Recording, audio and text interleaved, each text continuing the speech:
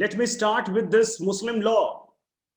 When अब start करते हैं सबसे पहले मुस्लिम लॉ को, और हमारा जो टॉपिक है आज का वो है निकाह। लेकिन मैं निकाह पे डायरेक्ट नहीं जाना चाह रहा हूं, मैं थोड़ा सा इसकी जर्नी कैसे मूव होगी इसको मैं डील करते हुए निकाह तक पहुंचूंगा। तो सबसे पहले हम लोग स्टार्ट करते हैं मुस्लिम लॉ। मुस्लिम लॉ जैसे ही हम शुरू करते हैं हमारे सामने दो क्वेश्चन आ जाता है कि sir what is the nature of this Muslim law, कि इस मुस्लिम लॉ का जो है वो नेचर क्या है। This is the first question we have. Okay, तो अब हमारे सामने अगर हम लॉ को डिवाइड करें तो लॉ को दो पार्ट्स में डिवाइड किया जा सकता है। One is called the personal law and the another is called the territorial law. ठीक है, तो एक तो आपका लॉ पर्सनल लॉ हो सकता है और दूसरा जो है वो टेरिटोरियल लॉ होता है। अब सवाल उठता है कि sir what is the nature of Muslim law. अगर हम मुस्लिम लॉ के बारे में बात करते हैं तो मुस्लिम लॉ का नेचर क्या है, यह पहला सवाल है आप लोगों के सामने। Okay, can I call it territorial law और is it personal law. Territorial law सिर्फ वहीं पे इफेक्ट में रहता है जहां पे उसकी टेरिटरी होती है। Okay, so when I talk about territorial law, it will be in effect only on a particular territory, on a particular area. Okay, तो हमारे सामने जो सवाल है कि मुस्लिम लॉ एक पर्सनल लॉ है या टेरिटोरियल लॉ है, तो प्लीज इसको कट करते हैं और हम यहां पे टिक करते हैं कि भाई हम इसको पर्सनल लॉ की कैटेगरी में रखते हैं। पर्सनल लॉ की खासियत क्या होती है, आप लोगों को मैं पर्सनल लॉ के लिए एक छोटा सा एग्जांपल देना चाहूंगा। आप लोगों ने वोडाफोन का एक एड आता होगा, देखा होगा, उसमें एक डॉग होता है जो उसके पीछे पीछे जाता रहता है। Okay, wherever you go network follows. आप लोगों को वोडाफोन का वो एड याद है किसी को? Okay, is there anyone who remembers that ad कि wherever you go network follows, जहां जहां आप जाओगे नेटवर्क आपको फॉलो करती रहेगी। उस डॉग को हटा के पर्सनल लॉ को वहां पे एंट्री करा दो, वही है पर्सनल लॉ। यानी कि आप इस वर्ल्ड में जहां जहां जाओगे, इवन कब्र तक में भी जाओगे तो पर्सनल लॉ तुम्हारे साथ कब्र में जाएगा। Getting the point? और उस वक्त ये पॉइंट आपको याद रखना होगा कि it follows wherever you go. So remember this point. तो एक मुस्लिम चाहे चांद पे पहुंच जाए और वहां पे जाके निकाह करना चाहे, या मार्स पे पहुंच जाए और वहां पे जाके निकाह करना चाहे, तो उसको मुस्लिम लॉ उसके पीछे पीछे चांद पे भी पहुंच जाएगा। सो ऐसा नहीं हो सकता कि आप किसी और कंट्री में पहुंच गए या फिर किसी और वर्ल्ड में पहुंच गए तो भी ये आपका पीछा नहीं छोड़ेगा। और इसके लिए कहा जाता है कि इवन लास्ट ब्रेथ तक जब वो इंसान चला जाता है और उसके जाने के बाद भी पर्सनल लॉ आपको फॉलो करता है। So make this point clear कि मुस्लिम लॉ एक पर्सनल लॉ है। ओके, अब अगला सवाल जो हमारे सामने आ रहा है कि ठीक है सर ये बात तो समझ में आ गई कि मुस्लिम लॉ एक पर्सनल लॉ है। अब जो दूसरा सवाल हमारे सामने यहाँ पे आ रहा है उस पर थोड़ा सा जोर देते हैं कि क्या लॉ और रिलीजन को ऐड करना जरूरी है। क्या मुस्लिम लॉ पढ़ने में हमें सिर्फ लॉ पढ़ना चाहिए या थोड़ा सा हमें रिलीजन को भी उसमें अटैच करना होगा। तो आपका लॉजिक क्या जवाब देता है? क्या मुस्लिम लॉ को हम सिर्फ मतलब क्या हम रिलीजन से पूरी तरीके से सेपरेट करके लॉ को, मुस्लिम लॉ को पढ़ा जा सकता है? ओके, सो प्लीज रिमेंबर, ऐसा करना मुस्लिम लॉ के साथ थोड़ा मुश्किल है। मुस्लिम लॉ जब भी आप पढ़ेंगे तो रिलीजन इसमें अटैच होगा ही होगा, इसलिए इसके हिस्टोरिकल बैकग्राउंड को जाने बिना, ओके मैं रिपीट करता हूं अपने स्टेटमेंट को, मुस्लिम लॉ के हिस्ट्री को जाने बिना आप इस्लामिक लॉ पे कमांड नहीं कर सकते। तो सबसे पहले हमें थोड़ी हिस्ट्री पे जाना होगा, हमें पता करना होगा कि किस तरीके से मुस्लिम लॉ का डेवलपमेंट हुआ। ओके, और अगर मुझे इतिहास में जाना होगा तो मुझे पहुंचना होगा अरेबियन कंट्री। समझते हुए चलना आप, अरेबियन कंट्री में हमें पहुंचना होगा। ओके, अब चलिए समझने की कोशिश करते हैं। अब मैं यहां आपको क्या बताने वाला हूं कि किस तरीके से इस्लाम आया, इस्लाम से पहले अरेबियन सोसाइटी में क्या कंडीशन थी, इस्लाम के आने के बाद वहां क्या चेंजेस हुए। ओके, और किस तरीके से इस्लाम फिर ब्रेक होता है, मुस्लिम कम्युनिटी किस तरह से ब्रेक होती है। ये ब्रेक को जानना बहुत जरूरी है, क्योंकि अगर हम इस ब्रेक को नहीं जानेंगे तो हमारे लिए बहुत मुश्किल होगा किसी भी इस्लामिक कॉन्सेप्ट को समझ पाना। So I repeat my statement, it will be very important to understand this break. Okay, तो आइए समझने की कोशिश करते हैं अरेबियन सोसाइटी को और इस्लामिक लॉ को। ओके, आई रिपीट हियर, एक आमिर अली के अकॉर्डिंगली मैं बात करूं तो 570 का टाइम था। ये डेटा चेंज भी होता रहता है, somewhere you will be reading 571, कहीं 571 आप पढ़ेंगे और कहीं कहीं 569 एडी। तो मैं तीनों डेटा को आपके सामने रखता हूं।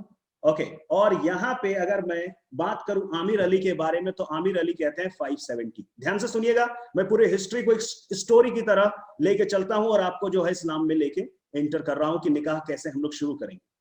570 का टाइम था। ओके, और 570 में अब यहां पे देखने की कोशिश करते हैं कि क्या होने वाला है। 570 में प्रॉफेट मोहम्मद का जन्म हुआ। Okay, prophet Muhammad was born in 570. Somewhere it is 571, somewhere it is 569.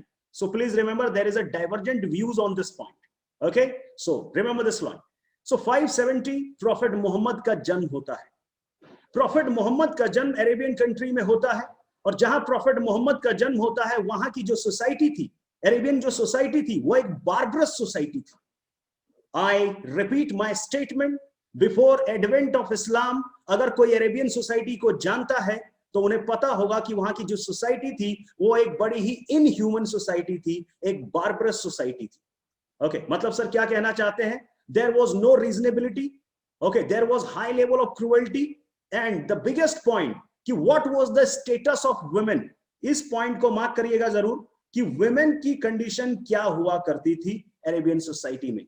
सो कहते हैं कि भाई दे वर नॉट मोर देन चैटल्स, मतलब दे वर ट्रीटेड लाइक प्रॉपर्टी। उन्हें जो है वो प्रॉपर्टी की तरह ट्रीट किया जाता था।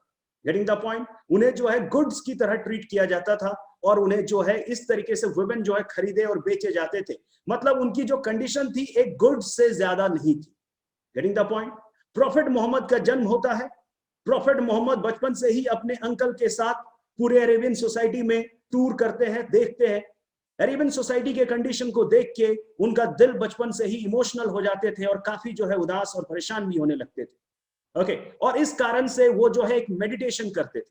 Getting the point? तो एक गुफा हुआ करता था, एक केव था, जिस केव का नाम है हीरा केव। तो हीरा केव में वो जो है मेडिटेशन किया करते थे। सो ऐसा कहते हैं कि 609 एडी का टाइम था। प्रॉफेट मोहम्मद जो है मेडिटेशन कर रहे थे अपने उस केव में, और अचानक जो है रमजान का टाइम था, 6 एडी रमजान का टाइम था, और प्रॉफेट मोहम्मद को एक मैसेज आता है। ओके, गैब्रियल के थ्रू प्रॉफेट मोहम्मद को एक आवाज सुनाई देती है और उन्हें बोला जाता है कि read in the name of Allah. Okay, कि आप अल्लाह के नाम पे पढ़ना शुरू करो। ध्यान से सुनिएगा थोड़ी सी स्टोरी को। तो प्रॉफेट मोहम्मद ने फिर वहां से उनको पहली बार मैसेज मिला, और 609 में उन्होंने मक्का के लोगों को बताना शुरू किया कि मुझे अल्लाह का मैसेज आया है और आप इस तरीके के प्रैक्टिस करें। लेकिन प्रॉफेट मोहम्मद ने जब मक्का में लोगों को यह बात बतानी शुरू करी तो किसी को भी ट्रस्ट नहीं हुआ प्रॉफेट मोहम्मद पे, और प्रॉफेट मोहम्मद के अगेंस्ट लोग जाने लगे और उनकी स्थिति वहां पे बहुत खराब हो गई। तो प्रॉफेट मोहम्मद को फिर मक्का छोड़ना पड़ा, एंड 622 एडी में वो मदीना चले गए। लिखते हुए चलेंगे आप लोग, 622 एडी में वो मक्का छोड़ के मदीना पहुंच गए। ओके, और इस प्रोसेस को हिजरत कहा जाता है, and this process is known as हिजरत। हिजरत एक ऐसा प्रोसेस है, भगवान कृष्ण ने भी हिजरत किया था। अगर आप लोगों को पता होगा तो भगवान कृष्ण भी हिजरत कर चुके थे। भगवान कृष्ण का जन्म मथुरा में हुआ था, वो यूपी में थे, लेकिन आजकल सारी उनकी जो है बाद में महल वगैरह आपको गुजरात में नजर आता है। Getting the point? तो गुजरात प्रॉस्पेरस क्यों है आप इस बात को समझ सकते हैं, क्योंकि जिस धरती को भगवान कृष्ण ने छोड़ दिया होकर गुजरात पहुंच गए। Getting the point? तो द्वारका पहुंच गए वो। क्यों? क्योंकि उन्होंने कहा कि भाई कि इतनी जो है लड़ाइयां हो रही है यहाँ पे, इतनी मारकाट से अच्छा है कि मैं यहाँ से मूव कर जाऊं। और गांधी जी ने भी हिजरत को जो है सपोर्ट किया था, और गांधी जी ने भी कहा था कि अगर कहीं रहने में बहुत प्रॉब्लम हो रही है, वहां आपकी स्थिति अच्छी नहीं है, लोग आपको वहां रिस्पेक्ट और डिग्निटी नहीं देते हैं, तो उस जगह को छोड़ के कहीं सही जगह पे चले जाना चाहिए। प्रॉफेट मोहम्मद ने भी 622 एडी में यही किया, और मक्का में जहां पे उनको वो सम्मान वो रिस्पेक्ट नहीं मिल रहा था, प्रॉफेट मोहम्मद ने 622 एडी में मक्का छोड़ के मदीना चले गए। ओके, और फिर मदीना में ultimately 632 AD he died. Okay, so ultimately 632 AD में उनकी डेथ हो जाती है। So remember this line. तो इस तरीके से हम लोग इस जर्नी को समझने की कोशिश करते हैं। तो थोड़ा सा समझने की कोशिश करिएगा कि 622 ए वो मदीना चले जाते हैं, लेकिन सवाल उठता है क्या प्रॉफिट मोहम्मद को अल्लाह के मैसेजेस मक्का में भी आ रहे थे? तो क्या जब वो मदीना गए तो ये मैसेजेस कंटिन्यू रहे? This is the biggest question. क्या प्रॉफिट मोहम्मद को जो अल्लाह के मैसेजेस गैब्रियल लेके आ रहा था, ओके, क्या वो मक्का में ही सिर्फ मैसेजेस मिल रहे थे या मदीना जब वो पहुंच गए तो ये मैसेजेस वहां भी कंटिन्यू रहे? मैं क्लियर कर देता हूं कि प्रॉफिट मोहम्मद जब मदीना पहुंचते हैं तो ये मैसेजेस उन्हें मदीना में भी मिलता है। Getting the point? और मदीना में वो पहुंच जाते हैं 622 एडी में, और मदीना के लोगों को प्रॉफिट मोहम्मद पे बहुत ज्यादा यकीन होने लग जाता है। और मदीना में प्रॉफिट मोहम्मद पे अचानक उनके फॉलोअर्स की संख्या काफी ज्यादा बढ़ जाती है और बहुत लोग फॉलो करने लगते हैं। और इस तरीके से प्रॉफिट मोहम्मद एक सेंट और एक जो है सेंट से कन्वर्ट होकर एक एडमिनिस्ट्रेटर बन जाते हैं और पूरा एडमिनिस्ट्रेशन के हेड बन जाते हैं। Getting the point? समझते हुए चलिएगा। इस तरीके से प्रॉफिट मोहम्मद एक रिलीजियस गुरु से कन्वर्ट होकर एडमिनिस्ट्रेटर में कन्वर्ट हो गए। Mark this point. Prophet Muhammad एक रिलीजियस गुरु थे पहले, लेकिन इतने ज्यादा फॉलोअर हो गए कि वो एक एडमिनिस्ट्रेटर की तरह जो है अब वो कन्वर्ट हो गए। अब एडमिनिस्ट्रेशन उनका फैलने लगा, इस्लाम जो है चारों तरफ फैलने लगा। ध्यान से सुनते हुए चलिएगा। तो पूरे वर्ल्ड में इसके फॉलोअर्स, अरेबियन कंट्री उसके आसपास जो है, और अगर आप लोगों ने कुछ सीरीज वगैरह भी नेटफ्लिक्स वगैरह में देखा होगा तो okay, Ottoman and all empire के राइज के बारे में भी आपने देखा होगा कि किस तरीके से उसमें वो दिखाया गया। Okay, thank you very much. तो आप लोगों को समझ में आएगा, तो आप कनेक्ट करते हुए चलिएगा कि मैं पूरी तरीके से कैसे चल रहा हूं। तो प्रॉफिट मोहम्मद जो है वो एडमिनिस्ट्रेटिव हेड भी हो गए, अब पूरा एक एम्पायर है और प्रॉफिट मोहम्मद है। Getting the point? So 632 AD prophet Muhammad died, और I can say he left the world. वो इस दुनिया को छोड़ के चले जाते हैं, लेकिन कहते हैं कि बड़े बड़े लोगों की जब डेथ होती है तो बहुत सारे कॉन्फ्लिक्ट और डिबेट का जन्म होता है, और यही हुआ। ओके, 632 एडी में संभालने की कोशिश करना आप लोग। 632 एडी में जब प्रॉफिट मोहम्मद की डेथ हुई तो एक क्वेश्चन उठ गया, who will be the next successor? ध्यान से सुनिएगा, who will be the next successor? Prophet Muhammad की कुर्सी पे अब कौन बैठेगा? This was the question.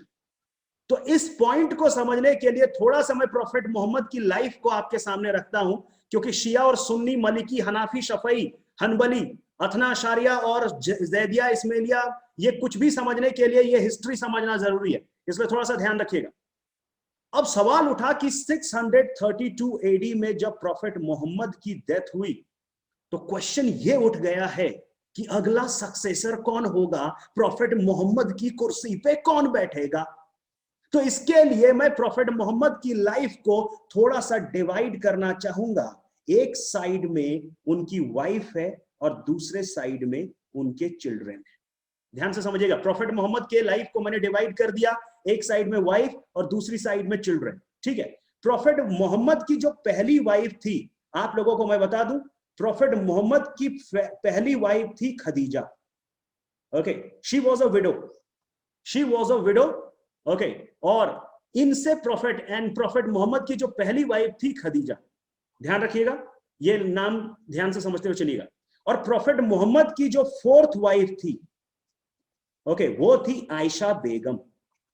Ayesha Begum profit Muhammad की फोर्थ वाइफ थी और पहली वाइफ थी खदीजा। बाकी वाइफ हमारे ज्यादा कंसर्न में नहीं है, इसलिए उनका हमारा हिस्ट्री से ज्यादा लेना देना नहीं है, इसलिए मैं सिर्फ दो वाइफ का जिक्र कर रहा हूं, first wife and the last wife, ये जो है fourth wife Ayesha Begum.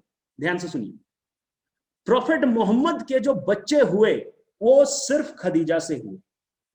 Getting the point? और खदीजा से जितने भी बच्चे हुए उनमें से सिर्फ एक बच्ची सरवाइव कर गई, यानी कि बाकी सारे बच्चे मारे गए या मर गए, लेकिन एक ही डॉटर थी जो खदीजा से होने के बाद वो सरवाइव कर गई। यानी कि प्रॉफिट मोहम्मद की जब डेथ हुई तो प्रॉफिट मोहम्मद की एक मात्र डॉटर सरवाइव कर रही थी और उसका नाम था okay Fatima. Mark this line, इसको मार्क कर लीजिएगा। खदीजा और प्रॉफिट मोहम्मद और खदीजा से किन डॉटर का जन्म हुआ? फातिमा का। ओके, सो ध्यान से समझिएगा, फातिमा की जो शादी हुई वो प्रॉफिट मोहम्मद, ओके समझने की कोशिश करेंगे, प्रॉफिट मोहम्मद के जो अंकल के बेटे हुए, ओके प्रॉफिट मोहम्मद के जो अंकल थे, ओके इनके एक सन हुए जिनका नाम हुआ अली, ओके तो प्रॉफिट मोहम्मद, ओके सो समझने की कोशिश करेंगे कि प्रॉफिट मोहम्मद के जो यहां पे अंकल थे, उनके जो बेटे हुए अली, उनके जो है अली से इनका विवाह हुआ। तो प्लीज मार्क कर लीजिएगा, अली का रिलेशन इनके साथ जो मैं बताने की कोशिश कर रहा हूं कि अली से इनका जो है विवाह हो गया। और ये अली जो है, अब मैं एक सवाल पूछता हूं आप लोगों से, सिर्फ एक सवाल का जवाब दीजिए क्योंकि अभी इसका जरूरत पड़ने वाला है। Can I say Ali was blood relation of prophet Muhammad? इस सवाल का मुझे जवाब चाहिए चैट बॉक्स में। अगर आप प्रॉफिट मोहम्मद के अंकल के बेटे हैं अली, तो कैन आई से कि Ali was a blood relation, कहीं ना कहीं उनके ब्लड से जुड़े हुए हैं या नहीं? अरे ध्यान से सुनो, अगर कोई मेरे अंकल का बेटा है, अगर कोई मेरे अंकल का बेटा है, तो हम लोग ब्लड रिलेशन में आएंगे कि नहीं आएंगे? हम लोग एक ही खानदान के हुए कि नहीं हुए? ये सुनो, सीमा जी कह रही है कि yes sir, okay blood relation तो होंगे। ध्यान से सुन लेना, ये पॉइंट बहुत काम का है अभी इतिहास में, इसको जानना बहुत जरूरी है। ओके ठीक है, हाफ ब्लड फुल ब्लड जो भी ब्लड होगा उसको अभी थोड़ा साइड कर देते हैं, वो अभी हम लोग सीखेंगे कि half blood full blood uterine blood कौन से ब्लड होते हैं। ठीक है, तो लहू के लोगों ने 2 रंग बताए थे, कानून में 3 रंग चलते हैं। ओके आप लोगों ने देखा होगा मूवी लहू के 2 रंग, लेकिन यहाँ कानून में 3 रंग चलते हैं, half blood full blood uterine blood. Remember the line. तो हम लोग कानून के हाथ थोड़े लंबे हैं, इसलिए ब्लड को भी हमने थोड़ा लंबा कर दिया, ये सुनो। सो रिमेंबर दिस लाइन, किस तरीके से आप याद रखिएगा। तो फातिमा, खदीजा और प्रॉफिट मोहम्मद की एक ही डॉटर सरवाइव कर रही है, ध्यान से समझिएगा, 632 एडी में जब प्रॉफिट मोहम्मद की डेथ हुई। आयशा बेगम के पिताजी का नाम है अबू बकर। अबू बकर एक ऐसा इंसान जिसको अरेबियन कंट्री में काफी फेमस पर्सनालिटी, ध्यान से, अबू बकर अरेबियन सोसाइटी का एक फेमस पर्सनालिटी था, उसे काफी पॉलिटिकली वहां पे एक इन्फ्लुएंशियल पर्सन था अबू बकर। ठीक है, समझने की कोशिश करेगा। अबू बकर प्रॉफिट मोहम्मद के फ्रेंड भी थे, अबू बकर प्रॉफिट मोहम्मद के फ्रेंड भी थे, इस पॉइंट को भी मार्क करिएगा। ठीक है सर, अब मेरे एक सवाल का और जवाब दे दो तुम लोग, can I say Abu Bakr was in blood relation with prophet Muhammad? Getting the point? तो क्या अबू बकर जो है वो ब्लड रिलेशन में थे प्रॉफिट मोहम्मद के? Okay, so what would you like to say, क्या वो ब्लड रिलेशन में थे प्रॉफिट मोहम्मद के? तो यहां पे आप लोग क्या कहना चाहेंगे? तो जवाब आएगा कि नहीं सर, ओके अबू बकर जो थे वो ब्लड रिलेशन में नहीं थे। ठीक है, सो इतनी बात तो हमें समझ में आ गई कि चलिए सर, इतनी बात तो समझ में आ गई कि आप क्या कहना चाहते थे। ओके, ये सब कुछ हमें समझ में आ गया। अब आगे चलते हैं जर्नी में। ठीक है, अब क्या हुआ? प्रॉफिट मोहम्मद की जब डेथ हुई 632 में, तो there are presence of 2 women, 2 women को मार्क करिए। आयशा बेगम एक साइड में है और एक साइड में खदीजा है, ये सॉरी फातिमा है, खदीजा की तो डेथ हो गई। ओके, तो जब तक खदीजा जिंदा रही, कहते हैं कि प्रॉफिट मोहम्मद ने दूसरे निकाह नहीं किया था, उनकी डेथ के बाद ही उन्होंने दूसरा निकाह किया, और वो भी रीजन क्या था मैं आपको अभी बताऊंगा थोड़ी देर। ठीक है, तो बच्चों क्या मैं ये सही हूं कि जब प्रॉफिट मोहम्मद की डेथ हो रही है तो यहाँ पे 2 लोगों के एंट्री नजर आ रहे हैं, Ayesha Begum and Fatima. Okay, so remember this line, Ayesha Begum and Fatima, Ayesha Begum and Fatima. Ayesha Begum को पता था, अब देखो जैसे ही प्रॉफिट मोहम्मद की डेथ हुई, आयशा बेगम कहती है कि अबू बकर को जो है अगला हेड बनना चाहिए, मेरे पिताजी को अगला हेड बना दो। फातिमा को लगा कि अरे आयशा बेगम अपने पापा को सपोर्ट कर रही है। फातिमा कहती है कि अबू बकर का हमारे खानदान से कोई लेना देना नहीं है, how can Abu Bakr be the next head of next caliph और खलीफा, इसलिए अबू बकर इसके खलीफा नहीं होंगे, अगले जो हेड होंगे वो अली होंगे। दोनों में लड़ाई। आयशा बेगम ने कहा, अब आयशा बेगम के ट्रिक को समझने की कोशिश करिए, इधर जो है सपोर्ट आया कि ऐसा करते हैं इलेक्शन करवा लेते हैं, जो जीतेगा वो जो है हेड बन जाएगा। आयशा बेगम वाज वेरी स्मार्ट, उनको पता था कि अबू बकर पॉलिटिकली पूरे अरेबियन सोसाइटी में फेमस है, अगर इलेक्शन हुआ तो वही बात होती कि मोदी और राहुल गांधी में कौन जीतेगा। Getting the point? तो मोदी और राहुल गांधी वाली बात थी, ऑब्वियस था कि भाई मोदी को जीतना था। आज की हालात की बात अलग है, मैं पिछले वाले इलेक्शन की बात कर रहा हूं, ये सुनो। सो रिमेंबर द लाइन कि अब ये कंडीशन थी, तो आयशा बेगम को पता था कि अगर इलेक्शंस हुए तो my father will definitely win. Ayesha Begum have this idea. Fatima new this point कि अगर इलेक्शन हुआ तो अली हारेगा, क्योंकि अबू बकर से ज्यादा फेमस वो नहीं है। तो आयशा बेगम, ये फातिमा ने कहा no no no election succession, no election succession. तो सवाल पूछा कि क्यों सक्सेशन क्यों? तो फातिमा कहती है कि समझो, प्रॉफेट मोहम्मद एक नोबल ब्लड थे, प्रॉफेट मोहम्मद एक नोबल ब्लड थे। तो जो अगला सक्सेसर बनना चाहिए वो नोबल ब्लड से कनेक्टेड होना चाहिए। ओके, प्रॉफेट मोहम्मद सिर्फ एक राजा नहीं थे, एक हम उसको किंग या एम्परर नहीं थे, वो एक नोबल ब्लड थे। इसलिए अगला सक्सेसर उन्हीं के ब्लड से जुड़ा हुआ कोई पर्सन होना चाहिए, और उस पर्सन का नाम है अली, क्योंकि वो उनके अंकल के बेटे हैं। ओके, इसलिए सक्सेसर चुना जाना चाहिए सक्सेशन के बेसिस पे। आयशा बेगम ने कहा no no no no. Okay, noble blood थे माना, लेकिन वो एडमिनिस्ट्रेटिव हेड बन चुके हैं और आज इस्लाम पूरे जगहों पे फैल चुका है, तो इसको संभालने के लिए सिर्फ नोबल ब्लड नहीं चाहिए, एक एडमिनिस्ट्रेटिव माइंड चाहिए। इसलिए इलेक्शन। तुम लोगों को क्या लगता है, जनता ने किसको सपोर्ट किया होगा? मेजॉरिटी किसके साथ गई होगी, इलेक्शन के साथ कि सक्सेशन के साथ? Please make this point clear. Majority ने फेवर किया इलेक्शन। मेजॉरिटी ने कहा इलेक्शन करवाओ। ओके, मेजॉरिटी इलेक्शन के साथ चली जाती है और माइनॉरिटी सक्सेशन के साथ चली जाती है। यानी कि अब सोसाइटी दो पार्ट्स में डिवाइड हो गया। एक पार्ट कह रहा है इलेक्शन, दूसरा पार्ट कह रहा है सक्सेशन।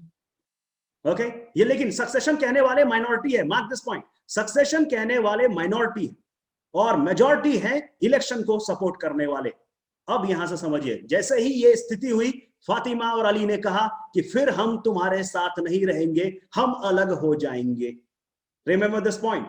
और इन्होंने कहा कि जी हम अब आपके साथ नहीं होंगे, हम अलग हो जाएंगे। ध्यान से समझना। तो फातिमा और अली, इस्लाम यहां पे ब्रेक होता है। मेजॉरिटी जो है जिन्होंने इलेक्शन को फॉलो किया वो सुन्नी कहलाए, ओके, और जिन्होंने सक्सेशन को फॉलो किया वो शिया कहलाए। Mark this line. तो इस तरीके से सुन्नी और शिया इस दुनिया में आ गए। ओके, तो कहते हैं कि रामायण के का होने का कारण मां सीता थी, महाभारत के होने का कारण द्रौपदी थी, और इस्लाम के टूटने का कारण आयशा बेगम और फातिमा थी। ये सुनो, सो रिमेंबर दिस लाइन। सो शिया और सुन्नी यहां टूट गए, और इस तरीके से इन दो सेक्ट का जन्म हुआ, जो आज तक लड़ाई पूरे वर्ल्ड में चल रही है। आप यहां पे इजीली समझ सकते हैं कि कैसे ये शिया और सुन्नी का जन्म हुआ। आई होप कि आप लोग समझ पाए होंगे कि शिया और Sunni. Okay, thank you very much. अब थोड़ा सा रुख को थोड़ा चेंज करते हैं कि अब क्या होने वाला है। क्या यहां तक सबको क्लियर है? अगर सबको यहां तक प्रोसेस क्लियर है तो मैं आगे प्रोसीड करना चाहूंगा कि अब क्या होने वाला है, क्योंकि फिर आगे आप लोगों ने ये भी सुना होगा ना, हनाफी, मलिकी, शफई, हनबली, इतना आशारिया, जैदिया, इस्माइलिया, सर पता नहीं क्या क्या सुनने को मिलता है। ठीक है, तो चलिए, अगर यहां तक क्लियर है तो आप लोग यस लिख दीजिए चैट बॉक्स में, और अगर किसी को डाउट है तो अपना डाउट भी लिख सकता है चैट बॉक्स में। I would like to proceed. अब मैं जो है मूव करना चाहूंगा। Thank you. सो चलिए, अब तैयार रहो कि कैसे सुन्नी को समझे और कैसे शिया को समझे। Thank you. चलिए, ओके सर, अब आते हैं सुन्नी को समझने के लिए कि हम सुन्नी को कैसे समझ सकते हैं। गैब्रियल जो है वो एक एंजल था। ओके, वो दूत होते हैं ना, जो एंजल भेजे जाते हैं, भगवान भेजते हैं कि जाओ मैसेज लेके जाओ, गेटिंग द पॉइंट। तो मैसेज लेके आते थे, वो जो है आके बता दिया प्रॉफिट मोहम्मद को, चले गए। ठीक है, तो मैसेज देने के लिए आते थे, जैसे भगवान के हनुमान को एज अ मैसेंजर भेजा गया था ना, वो उस तरीके से ऐसा सोच लो इस्लाम में। ठीक है, सो रिमेंबर दिस लाइन। अब आते हैं कि सर अब क्या हुआ। अब मैं तुम्हें पहले सुन्नी का एक डेवलपमेंट सिखा रहा हूं, देखना ध्यान से, क्योंकि ये चीज जानना जरूरी है, तभी तुम लोग निकाह, क्योंकि निकाह में मैं बोलूंगा कि मलिकी ये कहता है, शफई ये कहता है, सुन्नी ये कहता है, तो तुम्हें पता ही नहीं चलेगा कि सर ये क्या है और ये कहां से आए ये लोग। ओके, तो अब बेस जब बन चुका होता है तो आपको इजीली समझ में आ जाएगा। तैयार रहिए। अब मैं डील करने वाला हूं सुन्नी के साथ कि सुन्नी में क्या होने वाला है। तो आयशा बेगम ने और मेजॉरिटी ने क्या कहा बच्चों? इलेक्शन। मेजॉरिटी ने कहा कि इलेक्शन करवाओ। इलेक्शन हुआ और ऑब्वियस सबको पता था कि जब इलेक्शन होंगे तो कौन जीतेगा, अबू बकर। ओके, सो अबू बकर जो है वो जीत गए। जैसे ही इलेक्शन हुआ अबू बकर जो है जीत गया। ये सुनो, सो अबू बकर हो गए। अभी मैं ज्यादा हिस्ट्री पे नहीं जाऊंगा, मैं थोड़ा सा बेस बना रहा हूं बस, ठीक है। उसके बाद मैं निकाह पे आने वाला हूं। अबू बकर जो है ये फर्स्ट कैलिफ बन गए। सो ही बिकेम फर्स्ट कैलिफ, या फिर आप लोग उसको खलीफा भी कह सकते हैं। सो यू कॉल इट खलीफा और कैलिफ, और द कैलिफेट सिस्टम यहां से शुरुआत हुई, ठीक है। अबू बकर पहले कैलिफ हुए, इसके बाद अबू बकर के बाद जो है दूसरे कैलिफ हुए वो है उमर बने। ओके, तीसरे कैलिफ जो हुए वो उस्मान। ओके, फिर उस्मान जो है वो तीसरे कैलिफ हुए, और चौथे जो कैलिफ हुए वो हुए अली। तो अब आपके दिमाग में फिर से कंफ्यूजन कि sir sir sir hold hold hold, ये अली आपने फिर से दोबारा यहां पे सुन्नी में लिख दिया। ओके, ध्यान से समझने की कोशिश करना। सर आपने अबू बकर, चलो समझ में आता है, फिर इलेक्शन हुए होंगे उमर जीत गया, समझ में आता है, फिर इलेक्शन हुए होंगे उस्मान जीत गया, समझ में आता है। लेकिन सर ये चौथा जो कैलिफ है ये अली वही अली है जो शिया वाला अली है। Okay, answer is yes. Shocking line है, तैयार हो जाइए। Answer is yes, this is the same Ali जो कि शिया में है। सर ये क्या हो रहा है, शिया का जो अली है वो अब इधर सुन्नी में आ गया। यस बच्चों, ये बताओ कि सुन्नी में कैलिफ बनने के लिए नोबल ब्लड चाहिए, नोबल ब्लड चाहिए या इलेक्शन चाहिए? Give me this answer. Sunni में मुझे अगर जीतना है तो भाई नोबल ब्लड चाहिए कि इलेक्शन चाहिए? मुझे फटाफट चैट बॉक्स में जवाब दो जल्दी से, ई और एन, नोबल ब्लड और इलेक्शन। तो आप सबका जवाब है कि सर इलेक्शन। तो भाई क्या आप अली को इलेक्शन लड़ने से रोक लोगे? और अली को अबू बकर से डर लगता था ना, अबू बकर तो मर गया, Abu Bakr is no more there. Modi मर गया, राहुल गांधी सीधा सामने कि अब तो बाकी को हरा लेंगे। ये सुनो, सो रिमेंबर दिस पॉइंट कि इस तरीके से जब अबू बकर की डेथ हो गई, उमर जो है उस्मान आ गए, फिर अली ने यहां पे इलेक्शन कंटेस्ट किया, और इस तरीके से अली बिकेम द, ये सेकंड कैलिफ हुए, ये थर्ड कैलिफ हुए, Ali became the fourth caliph. Mark this line, Ali became fourth caliph. Okay, Ali चौथे कैलिफ बन गए, ठीक है सर। अब लेकिन बच्चों एक बात अगर मैं बताऊं कि शिया से तो सुन्नी में आना संभव था, लेकिन सुन्नी से शिया में जाना बड़ा मुश्किल था। क्यों? क्योंकि वहां नोबल ब्लड चाहिए। ये सुनो, यहां तुम्हारे यहां सिर्फ इलेक्शन चाहिए, तो मैं तो आऊंगा, इलेक्शन लड़ूंगा, बन जाऊंगा मैं। ओके, और यही हुआ, अली यहां पे आए और वो इलेक्शन लड़े और जीत गए, अगले कैलिफ बन गए। ये सब गेटिंग द पॉइंट। लेकिन शिया में चाहिए ब्लड रिलेशन। तो भाई ये उमर और उस्मान और अबू बकर कहेंगे हम भी शिया में पहुंच जाएंगे, तो भाई तुम लोग ऐसा नहीं कर सकते। सर हम लोग ऐसा क्यों नहीं कर सकते? क्योंकि तुम्हारा कोई ब्लड रिलेशन है प्रॉफिट मोहम्मद के साथ? नहीं सर, हमारा तो ब्लड रिलेशन तो है नहीं, तो यही रहो। ओके, फिर उधर जाने की कोशिश मत करो। अब अली हो गए फोर्थ। अब देखना, एक मैं लाइन यहां ड्रॉ करने वाला हूं, इस पॉइंट को ध्यान से समझना क्या होने वाला है। ये जो चार कैलिफ हुए सुन्नी लॉ में, मार्क कर लेना बच्चों, ये चार कैलिफ को कहा जाता है rightly guided caliph. So they are known as rightly guided caliphs.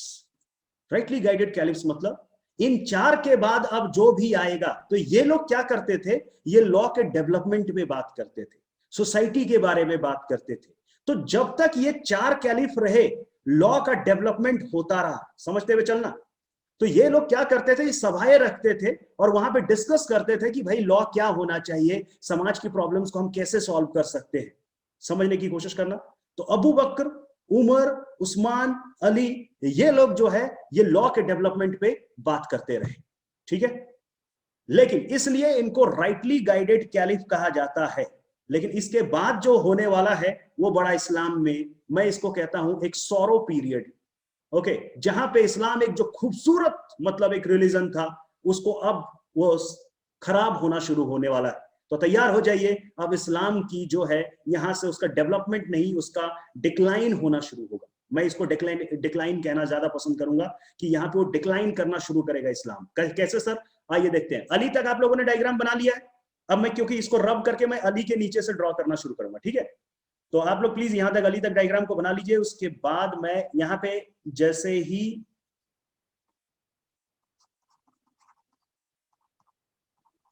अब अली के दो बेटे हुए, हसन और हुसैन। हसन और हुसैन। ओके, सो अली के दो बेटे हुए, हसन एंड हुसैन। ओके, अगले जो कैलिफ हुए वो हसन बन गए। ओके, अगले जो कैलिफ हुए वो हसन अगले कैलिफ बन गए। ठीक है सर, चलिए समझ में आया। अगले कैलिफ जो है वो हसन बन गए। अब हसन जो थे ये बहुत ही एक सेंट थे, एक संत इंसान थे। इन्हें दुनिया के एडमिनिस्ट्रेशन समझ में नहीं आते थे।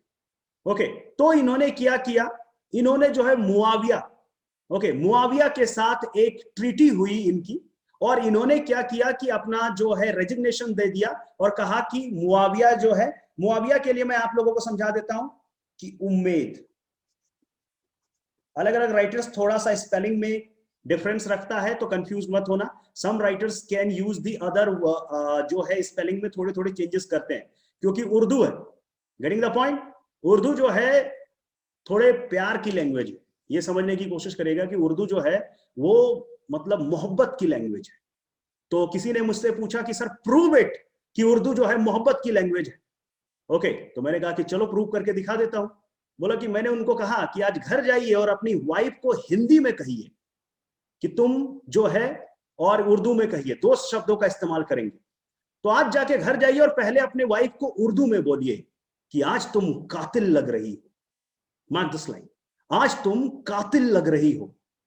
वाइफ ने कहा अरे जी छोड़िए, क्या मजाक कर रहे हैं आप, ठीक है आप तो यूं ही तारीफ करते रहते हैं। Getting the point? तो उन्होंने बोला अरे भाई, वाइफ तो बहुत खुश हो गई उर्दू में मैंने बोला आज तुम कातिल लग रही हो। बोला आज घर जाओ और यही बात हिंदी में बोल के दिखाओ अपनी वाइफ को कि आज तुम हत्यारन लग रही हो। Getting the point?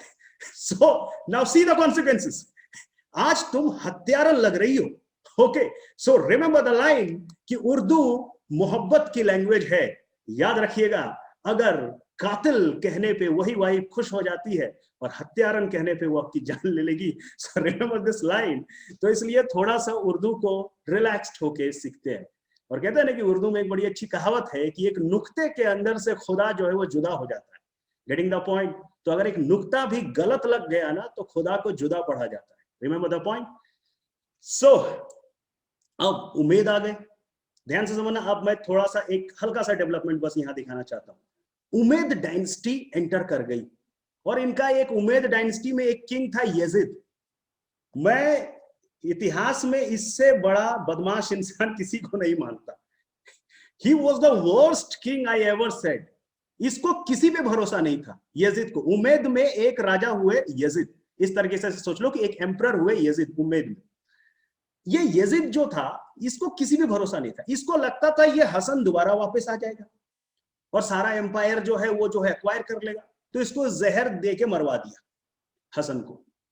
हसन को जब जहर दे दिया गया तो हुसैन को पता चला कि यजीद ने जो है मेरे भाई को मरवा दिया।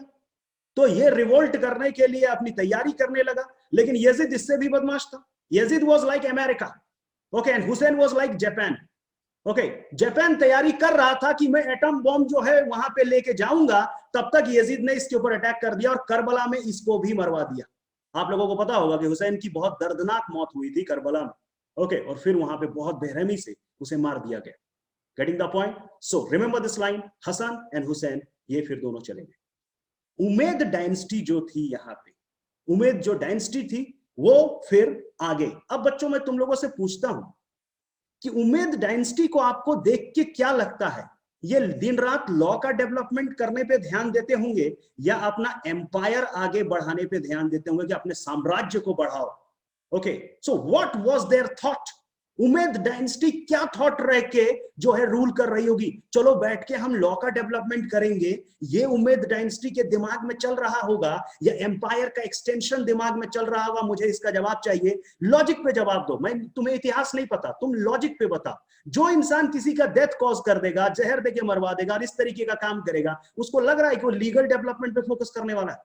बिल्कुल नहीं करने वाला है। ये एम्पायर के एक्सटेंशन पे, तो इनका दिमाग अब लॉ के डेवलपमेंट पे इन्होंने रोक दिया। हटाओ यार, कोई मीटिंग लॉ के लिए नहीं होगी। ये बताओ कि अगला वाला किला कैसे जीतना है, उस वाले एम्पायर को हम कैसे जीतेंगे, ये यहां मीटिंग होने लगी। लॉ का डेवलपमेंट रुक गया। अब इसके बाद और उम्मेद जब हार गए तो आगे चल के जो है अब्बासिद्स आए। तो मार्क दिस पॉइंट, उमैद के बाद जो अगली डायनेस्टी रूल करने के लिए आई वो है अब्बासिद्स। अभी मैं एक छोटा सा हिस्ट्री पढ़ा रहा हूं, ठीक है। तो अब्बासिद्स आए, तो अब्बासिद्स ने भी इनको हरा के पूरा एम्पायर अपने कब्जे में कर लिया। तो मुझे ये बताओ बच्चों कि जब अब्बासिद इनको हरा के पूरे एम्पायर को अपने कब्जे में कर लिया होगा, तो ये लॉ पे डेवलपमेंट पे ध्यान देंगे या अपने एम्पायर के एक्सटेंशन पे ध्यान देंगे? बहुत यूनिक बात बता रहा हूं, ध्यान से सुनते हुए चलना। तो आप सबने कहा कि सर लॉ का डेवलपमेंट इनके पास तो होगा नहीं, ये लोग एम्पायर के डेवलपमेंट पे ध्यान देंगे, ये अपने टेरिटरी को बढ़ाने पे ध्यान देंगे। और यही हुआ, उमैद और अब्बासिद्स टेरिटरी के एक्सटेंशन पे फोकस करने लगे। तो लॉ का डेवलपमेंट जो ऊपर जा रहा था इस्लामिक लॉ, वो नीचे जाना शुरू हो गया।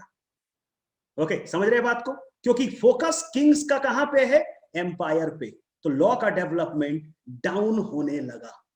ओके, लॉ नीचे जाने लगा, किसी लॉ पे कोई चर्चा ही नहीं कर रहा है। सब जो है दिन रात जो है बैटल्स लड़ रहे हैं, लड़ाई कर रहे हैं, एम्पायर्स जीत रहे हैं, लोग मारे जा रहे हैं। Nobody is focusing in the development of law. तो बच्चों ये बताओ कि जब राजा, अब ध्यान से सुनना, मुझे एक साइकोलॉजी पे जवाब दो, जब राजा लॉ डेवलपमेंट पे काम नहीं करेगा, तो जो सोसाइटी के स्कॉलर्स हैं, जो सोसाइटी के जो स्कॉलर्स वगैरह हैं, ओके, जो विद्वान लोग हैं, जो जानकार लोग हैं, क्या वो फ्रंट पे आके अब लॉ का डेवलपमेंट करेंगे? ये सुनो। Okay, do you think that कि अब जो स्कॉलर्स हैं वो सामने आएंगे और वो लॉ का डेवलपमेंट करेंगे? कोई बात नहीं, राजा काम नहीं कर रहा है, हम डेवलपमेंट कराएंगे लॉ का, इंटरप्रिटेशन अब हम करेंगे, हम बताएंगे कि राइट लॉ क्या है, रॉन्ग लॉ क्या है। ध्यान से समझने की कोशिश करना, क्या आपका लॉजिक इस बात को एक्सेप्ट कर रहा है? किंग एम्पायर पे फोकस कर रहा है, तो लॉ का डेवलपमेंट रुक चुका है। तो लॉ का डेवलपमेंट करने के लिए किसकी एंट्री होगी? अब आगे सोसाइटी के जो स्कॉलर्स थे, विद्वान थे, ज्ञानी लोग थे, वो लोग फ्रंट पे आ गए और कहा कि जी लॉ का डेवलपमेंट हम कराएंगे। ठीक है, लॉ का डेवलपमेंट हम कराएंगे। Getting the point? ध्यान से समझने की कोशिश। Sir yes sir, at least they try to do this. Okay, तो भाई शिवांशी ने यहाँ पे इस तरीके का एक पॉइंट रखा कि sir now they should try to do it. अब ध्यान से समझने की कोशिश करें आप लोग कि सर मैं यहाँ पे बात कर रहा था कि उमैद के बारे में, उमैद डायनेस्टी, अब्बासिद्स के बारे में, और आप लोग कह रहे हैं कि सर यहाँ पे लॉ का डेवलपमेंट रुक गया था और यहाँ पे एम्पायर का एक्सटेंशन हो रहा था। अब प्लीज मार्क कर लीजिएगा, यहीं पे स्कॉलर्स की एंट्री हुई और उन्होंने लॉ का डेवलपमेंट कराना शुरू हुआ। बच्चों मैं अब आपसे तुमसे एक लॉजिकल सवाल पूछता हूं, हरीश साल्वे और राम जेठमलानी, एक ही लॉ पॉइंट दोनों को दे दिया जाए, तो क्या एक सेम लॉ पॉइंट को वो दोनों अलग अलग इंटरप्रेट करेंगे या सेम डिट्टो एक जैसा इंटरप्रेट करेंगे? What do you think? Okay, क्या जवाब लगता है आप लोगों को? Harish Salve and Ram Jethmalani same law point, क्या इंटरप्रिटेशन डिफरेंट होगा? ये स्कॉलर्स की सबसे बड़ी कमी मानी जाती है, क्योंकि वो दूसरे को बर्दाश्त नहीं करता। Getting the point? मैं ज्यादा ज्ञानी हूं तो तुम्हें जल्दी सुनूंगा नहीं, ये सुनो। तो इस पॉइंट पे अलग अलग सबका कहना है कि sir they will try interpreting differently। अब यहीं पे मार्क करना है, सुन्नी टूटने वाला है, सुन्नी यहां ब्रेक होने वाला है। ध्यान से समझने की कोशिश करना, सुन्नी के टूटने का समय आ गया है। ओके, सो आपने कहा कि सर अगर स्कॉलर डिफरेंट होंगे तो उनका इंटरप्रिटेशन डिफरेंट होगा, ये सुनो। तो अब क्या हुआ, एक स्कॉलर हुए अबू हनीफा। अबू हनीफा एक स्कॉलर हुए जो कि बहुत ब्रिलियंट पर्सन थे। मतलब मैं इतिहास में अबू हनीफा के बारे में जितना पढ़ता गया, मैं लिटरली मैं उनके सामने झुकता गया। ओके, क्या ब्रिलियंट पर्सनालिटी, ओके, बहुत जबरदस्त दिमाग। और अबू हनीफा एक ऐसे स्कॉलर थे जिन्होंने जो है लॉ का डेवलपमेंट का काम फिर अपने जिम्मे लिया और बढ़ाना शुरू किया। तो भाई स्कॉलर जब कुछ कहेंगे तो फॉलोअर आएंगे। राजा उधर चुपचाप कुछ काम तो कर नहीं रहा है, तो सारे फॉलोअर अबू हनीफा को करने लगे। ओके, तो भाई जब फॉलोअर अबू हनीफा को फॉलो किए तो अबू हनीफा के फॉलोअर क्या बन गए? हनाफी। Remember the point? तो मार्क कर लीजिए, जो सोसाइटी के लोग अबू हनीफा को फॉलो करने लगे उन्हें कहा गया कि तुम सुन्नी तो हो, लेकिन सुन्नी में कौन हो? सर मैं सुन्नी में हनाफी हूं। ओके, उसी तरीके से उस सोसाइटी में एक और स्कॉलर हुए मलिक। ओके, सो इब्न मलिक अनास जो थे वो अगले हुए। तो मलिक को जो फॉलो करने लगे वो क्या कहलाए? वो कहलाए मलिकी। ओके, वो मलिकी कहलाए। तो इस तरीके से सुन्नी का दूसरा सेक्ट आ गया मलिकी। उसी तरीके से जो शेफ को फॉलो किए वो शफई कहलाए, और जो हनबल को फॉलो किए वो हनबली कहलाए। ओके, तो सर आप ये सिर्फ 4 ही सेक्ट आज मतलब इसका डिवीजन पढ़ाओगे या और? बच्चों मैं एक बात क्लियर कर दूं कि ऐसा नहीं था कि सुन्नी सिर्फ 4 सेक्ट में डिवाइड हुआ था। ये सिर्फ 4 सेक्ट नहीं थे, यानी कि आप सिर्फ ये नहीं कह सकते कि सिर्फ हनाफी, मलिकी, शफई और हनबली आए।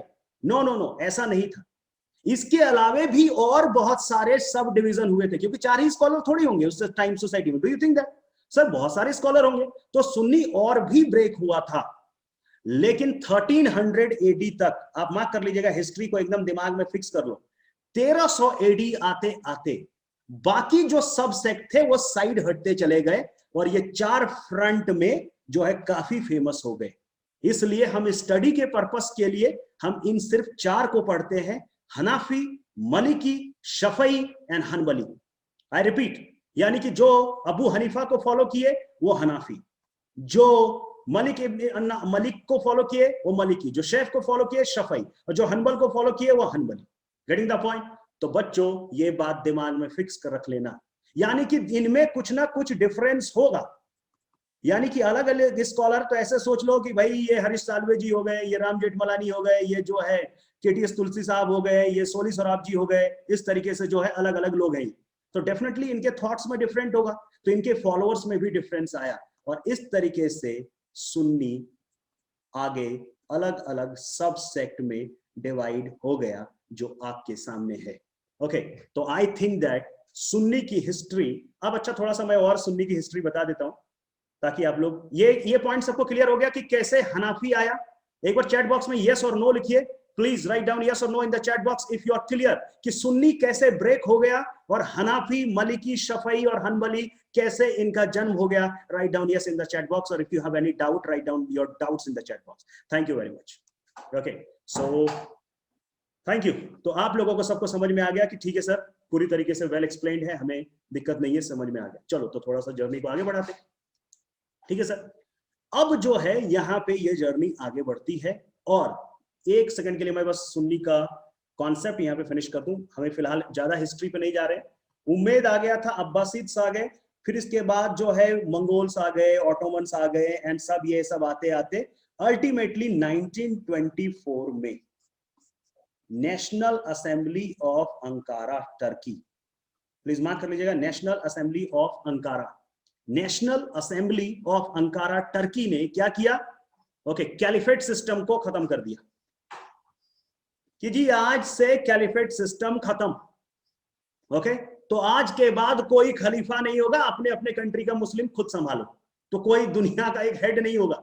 इसलिए आप लोगों ने देखा होगा कि एक मुस्लिम्स में एक हैबिट रह गई कि वर्ल्ड के किसी भी मुस्लिम्स के साथ कुछ होता है, दुनिया के सारे मुस्लिम जाग उठते हैं। आपने कभी सोचा कि ऐसा क्यों होता है? क्योंकि ये पहले एक पावर से गवर्न होते थे सबके सब। ओके, बाद में 1924 से अलग अलग कंट्री से ये डील करने लगे। Getting the point? So 1924 national assembly of Ankara caliphate system को खत्म कर दिया गया, और फिर अपने अपने कंट्रीज में आप जाके गवर्न होइए। तो इंडिया के मुस्लिम सब इंडियन लॉज में यहाँ जो जो रूल्स हैं इनके अनुसार चलेंगे, और फिर इस तरीके से अपने अपने कंट्रीज में पहुंच गए। किसी ने मुस्लिम लॉ को कोडिफाई किया, किसी ने नहीं किया। आपको पता होना चाहिए कि बहुत सारे कंट्रीज ने मुस्लिम लॉ को कोडिफाई भी किया। Okay, they have there codified laws, but भाई कुछ कंट्री जैसे इंडिया जैसे कंट्री है, इन्होंने जो है उस तरीके से कोडिफिकेशन नहीं किया हुआ है। ये सुनो, हाँ कुछ कुछ एक्ट का हमने भी कोडिफिकेशन किया है। मैं भी दिखाऊंगा कि कुछ कुछ एक्ट्स हैं जिनको हमने भी कोडिफाई कर रखा है। आई थिंक दैट एक बेसिक जर्नी सुन्नी का आपको समझ में आ गया है कि किस तरीके से हनाफी, शफई और इन लोगों का यहाँ पे जन्म हुआ है। मैं उम्मीद करता हूं कि आप लोग इस पॉइंट को समझ गए होंगे। ये सुनो, तो चलिए सर, सुन्नी तो समझ में आ गया, हनाफी एंड ऑल। अब मैं तुम लोगों से एक पूछता हूं कि एक इंडियन कोर्ट में, सिर्फ लॉजिक पे जवाब देना है, देखना है, मैंने अभी तक नहीं पढ़ाया, मैं ये सब जानना चाहता हूं। एक इंडियन कोर्ट में एक मुस्लिम आया, बताओ ये शिया है कि सुन्नी? ये गूंगा है, ये कुछ नहीं बोल सकता, इसके पास कोई कागज नहीं है, इसके पास कुछ नहीं है। मुस्लिम सिर्फ आके खड़ा हो गया और एक शब्द बोला, तुम कौन हो? तो उसने कहा सर मैं मुस्लिम। ओके, बताओ ये क्या है भाई? क्या लगता है कि ये क्या होगा? ये शिया है कि Sunni? Okay, so please remember, आपका जवाब है सुन्नी। क्यों? क्योंकि दुनिया में जो मेजॉरिटी फॉलो करती है, मेजॉरिटी रिलीजन क्या है बच्चों? सुन्नी। तो प्रिजम्पशन क्या होगा? सुन्नी। प्लीज याद रखिएगा। तो इंडियन कोर्ट्स में जब एक मुस्लिम आता है तो प्रिजम्पशन ये किया जाता है, प्रिजम्पशन ये किया जाता है कि तुम सुन्नी हो। Getting the point? अगर वो कहता है no no sir I am not a Sunni, I am Shia, तो सर एक वर्ड उसको दे दो कि इस वर्ड को फिर संभालो। ये कौन सा वर्ड है sir? Burden of proof. Burden of proof तुम पे डिपेंड करेगा। अगर तुम कहते हो, क्योंकि प्रिजम्पशन तो यही है, प्रिजम्पशन तो यही है कि तुम सुन्नी हो और तुम हनाफी हो, सुन्नी भी और हनाफी भी। Getting the point? तुम सुन्नी हो, लेकिन अगर वो कहता है कि sir I am not a Sunni, I am Shia, okay, I am Ismailia, I am Zaidia, I am something, okay, तो याद रखने की कोशिश करिए कि अगर वो ऐसा कहता है तो यहां एक पॉइंट अपने दिमाग में फिक्स कर लीजिए कि प्रिजम्पशन सुन्नी का होता है, और अगर कोई कहता है कि मैं सुन्नी नहीं हूं तो बर्डन ऑफ प्रूफ आपके ऊपर लाई करेगा। So make this point very much clear in your mind. I hope कि आप लोग सुन्नी की एक हिस्ट्री लगभग समझ गए होंगे कि कैसे सुन्नी मूव करता है। Okay,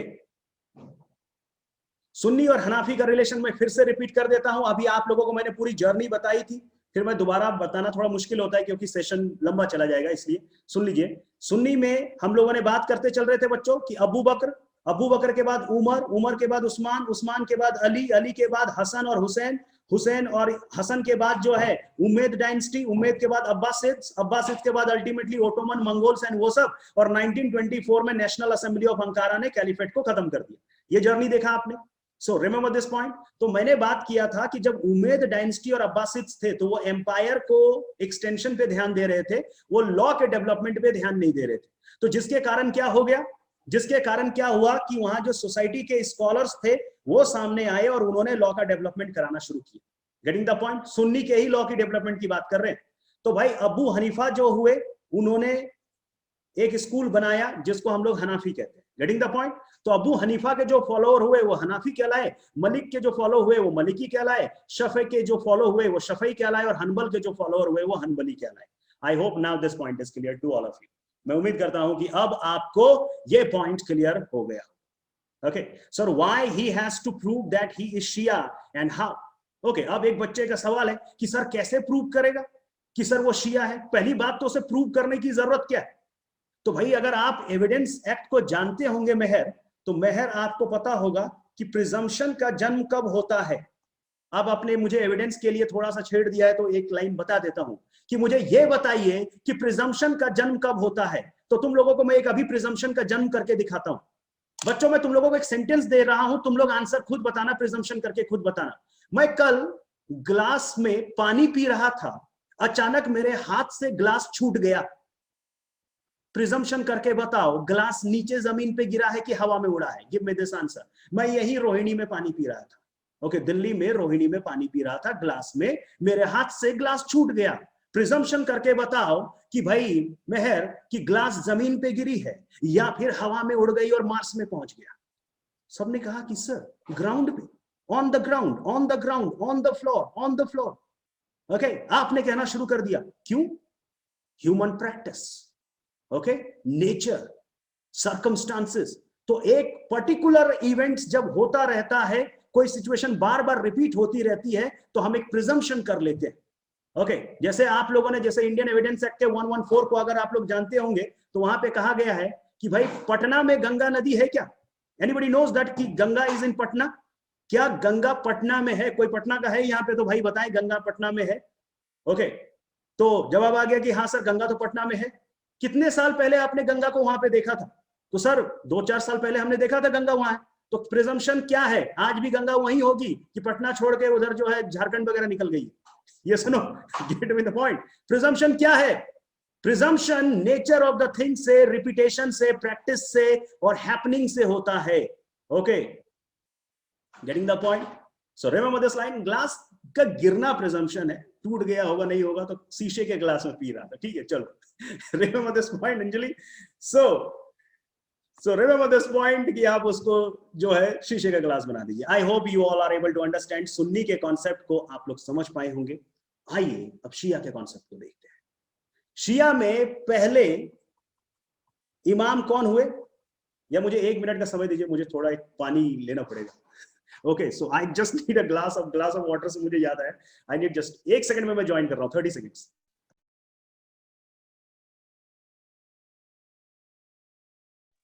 Guys, in the meantime, I'll just share the links with you, judgments and notes that we have prepared for you. Judgments जो है, we have added almost 20-25 landmark judgments जो important है, and notes में we are still to add a few topics. So those will be updated in a day or two because the team is not really well right now, and I hope all of you are enjoying the lecture.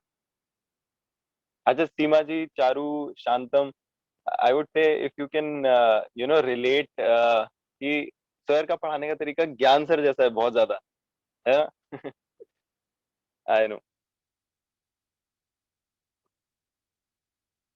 So ज्ञान sir भी ऐसे ही करते थे कि चलो मैं थोड़ी सी history बता देता हूँ, उसके बाद पूरी हिस्ट्री बता देते थे.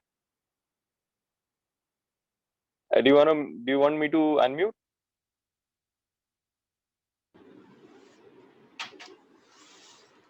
Hello, I am audible? Yes, Seema ji, you are audible. Raghav, मैं ये बात कहने वाली थी, बट मेरे को लगा कि मैं आपको बाद में मैसेज करके बोलूंगी कि लाइक एक्सपीरियंस और age is a different thing. सब एक दूसरे के आइडेंटिकल नहीं हो सकते, but he is quite close to Gyan sir and his way of teaching is also quite close to Gyan sir की. पहले हिस्ट्री बता देते हैं, फिर उसके बाद आगे बढ़ेंगे. बस थोड़ा ये है कि he is little technical, he is using this is blackboard or whatever it is. ज्ञान सर का किताब और बेयर एक्ट में आगे पीछे घुमाना.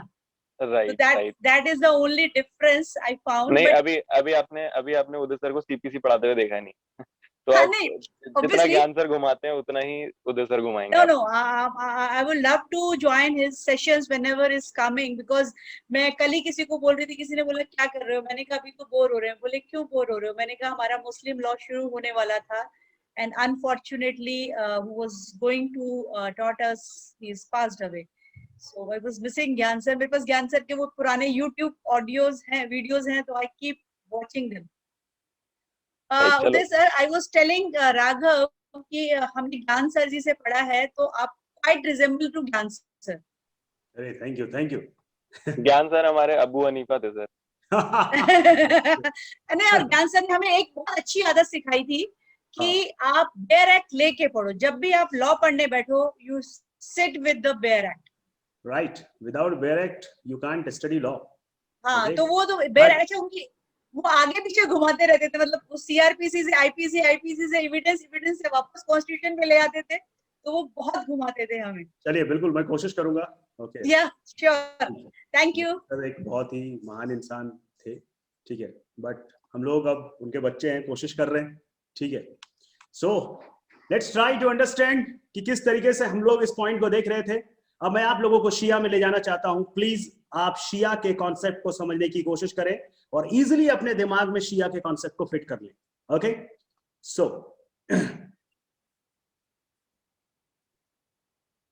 देखिए, अब हम लोग आते हैं कि सर शिया के कॉन्सेप्ट को कैसे देखा जा सकता है. तो बच्चों ये बताओ, अच्छा शिया में याद रखना कि उधर हम लोग कौन से वर्ड का इस्तेमाल कर रहे हैं? कैलिफ, खलीफा. सुन्नी में खलीफा शब्द का इस्तेमाल हो रहा है, और इधर हम लोग जो इस्तेमाल करेंगे उस वर्ड का नाम है इमाम. ओके, सो प्लीज याद कर लीजिएगा, शिया में अब इमाम शब्द का इस्तेमाल किया जाएगा. हम लोग शिया को पढ़ने वाले बच्चों 2 मिनट के अंदर शिया के कॉन्सेप्ट को अपने दिमाग में फिक्स कर लेना. ओके, कि क्या होने वाला है शिया में, ठीक है. अब शिया की अगर हम बात करें तो अली जो है वो पहले इमाम हुए. यहां पे इमाम बनने के लिए सिर्फ आपका जन्म लेना काफी है. Getting the point? बाकी कुछ करने की जरूरत नहीं. दूसरे जो इमाम हुए वो आपके हसन हुए. सो Hasan became the next imam. He was the second imam. Hasan आपके सेकंड इमाम हो गए, और हसन के डेथ के बाद जो है हुसैन जो है वो आपके थर्ड इमाम हो गए. सो हुसैन became the थर्ड इमाम. हुसैन के जो बेटे हुए आपके ज़ैन उल आबदीन, ये आपके फोर्थ इमाम हो गए. So please mark, after Hussain's death Zainul Abidin जो है आपके फोर्थ इमाम हो गए. Getting the point.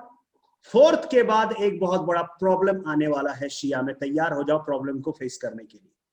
4 इमाम तक तो शिया अपने फ्लो में सही चलता रहा, चौथे इमाम के बाद 5वें इमाम में प्रॉब्लम आ गई। ओके, 5वें इमाम में ज़ैनुल आबिदीन के 2 बच्चों में लड़ाई स्टार्ट हो गई। एक थे मोहम्मद बाकिर, अगले थे मोहम्मद बाकिर और एक बेटा हुआ इनका जैद। अब जैद ने कहा I will be the next imam. Okay, Muhammad Baqir ने कहा no no no, okay you will not be the next imam, I must be the next imam. Now there was a conflict. Bakir is saying I'll be the 5th one, Zaid is saying I will be the 5th one. There was a conflict between these two persons, and Zaid said let's ask the people who supports whom, and majority supported Muhammad Bakir, minority supported Zaid. लेकिन Zaid अपने ego पे आ गया और कहा कि जितने मेरे supporter हैं मैं उन सब को लेके अलग चला जाऊंगा शिया से और बनाऊंगा okay Zaidia. Getting the point. तो इन्होंने जैदिया जो है वो बना दिया। Mark this point. तो जैद यहां से अलग हुए और जैदिया जो है पहली बार शिया टूट गया। This was the first split of Shia. So please mark कर लीजिएगा, यहां पे शिया यहां पे टूटता है, तो आप लोग यहां पे इस पॉइंट को मार्क करें। ठीक है, तो बच्चों ये बताओ जैद तो अलग हो गए, तो 5वां इमाम कौन हुए? 5वें इमाम हो गए मोहम्मद बाकिर। ओके, तो मोहम्मद बाकिर बिकेम द 5th इमाम। ओके, मोहम्मद बाकिर के जो बेटे हुए वो थे जफर सादिक। तो जफर सादिक जो है वो मोहम्मद बाकिर के जो है नेक्स्ट सन है। Getting the point. So 6th इमाम हो गए जफर सादिक, कोई दिक्कत नहीं आई। 6ठे इमाम हो गए जफर सादिक। ठीक है, जफर सादिक के बाद फिर एक प्रॉब्लम। ओके, जफर सादिक के बाद एक फिर से प्रॉब्लम होने वाली है, तैयार हो जाओ फिर से दूसरा प्रॉब्लम झेलने के लिए। ओके, यहां तक लिख लिया? जफर सादिक तक लिख लियो? अगर लिख लियो तो एक बार यस लिखो, मैं इसको रब करके दूसरे पेज पे ड्रॉ करता हूं। Okay, if you have written till Jafar Sadiq I would like to rub it. जल्दी से लिखिए। ठीक है, थैंक यू। जफर सादिक तक याद रखना कि ठीक है सर। अब आप कह रहे हैं कि जो 6ठे इमाम हुए वो थे Zafar Sadiq. Okay, this man was the 6th इमाम, लेकिन जफर सादिक के 2 बेटे हो गए। ओके, सो प्लीज मार्क कर लीजिएगा, जफर सादिक के हम लोग जो है 2 बेटे के बारे में बात करने वाले हैं, मूसा काजिम और इस्माइल। हालांकि इस्माइल एल्डर सन था और नियम के अनुसार इस्माइल को जो है वो अगला, ध्यान से सुनिएगा, इस्माइल एल्डर सन था लेकिन नियम के अनुसार इस्माइल को अगला इमाम बनना चाहिए था। ठीक है, लेकिन जफर सादिक ने अपनी संपत्ति से, इसके कुछ बिहेवियर के कारण इस्माइल को अपने संपत्ति से, अपनी प्रॉपर्टी से उन्होंने बेदखल कर दिया। ओके, कि भाई कि तुम मेरे प्रॉपर्टी में कुछ नहीं मिलेगा, तुमको बेदखल कर दिया। Getting the point. तो जब जफर सादिक की डेथ हुई तो लोगों का जो है सपोर्ट इस्माइल के साथ नहीं था, कि जिसको उसके पिताजी ने नहीं अपनाया उसको दुनिया क्या अपनाएगी, यही वाली बात थी। तो भाई तुम्हारे खुद के पिताजी को तुम पे भरोसा नहीं था और तुम कह रहे हो कि हमें कंट्रोल करोगे। लेकिन कुछ लोगों को इस्माइल पे भरोसा था, कुछ लोग हमेशा आपके साथ रहेंगे चाहे आप बुरे हो या अच्छे। Getting the point. तो रावण की भी अपनी सेना थी और कौरवों की भी सेना थी। Getting the point. तो चाहे तुम गलत हो सही हो उससे कोई फर्क नहीं पड़ता। Remember this line. तो इस्माइल के साथ कुछ लोग हो गए, तो माइनॉरिटी इसके साथ आ गई, कुछ लोग इसके साथ आ गए माइनॉरिटी वाले, और मेजॉरिटी मूसा काजिम के साथ चली जाती है और 7th इमाम बन जाते हैं मूसा काजिम। मूसा काजिम बिकेम द 7th इमाम। और इस्माइल को फिर से गुस्सा आता है, इस्माइल कहता है कि मैं अलग हो जाऊंगा शिया से, और इन लोगों ने बना दिया Ismailiya. Getting the point. So they जो है इन्होंने इस्माइलिया बनाया।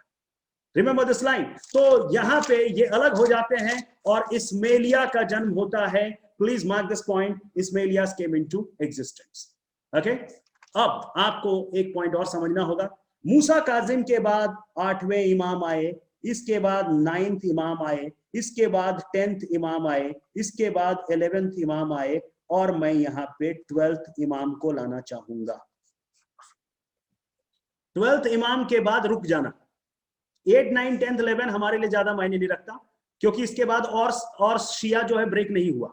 शिया बस 2 बार ब्रेक हुआ था, एक 5th इमाम के टाइम पे जैद अलग होके जैदिया बना लिया, और एक 7th इमाम के टाइम पे कि इस्माइल जो है अलग होके इस्माइलिया बना लिया। So I hope that you all should be clear about Ismailiya and Zaidiya. ये सुनो, रिमेंबर दिस लाइन।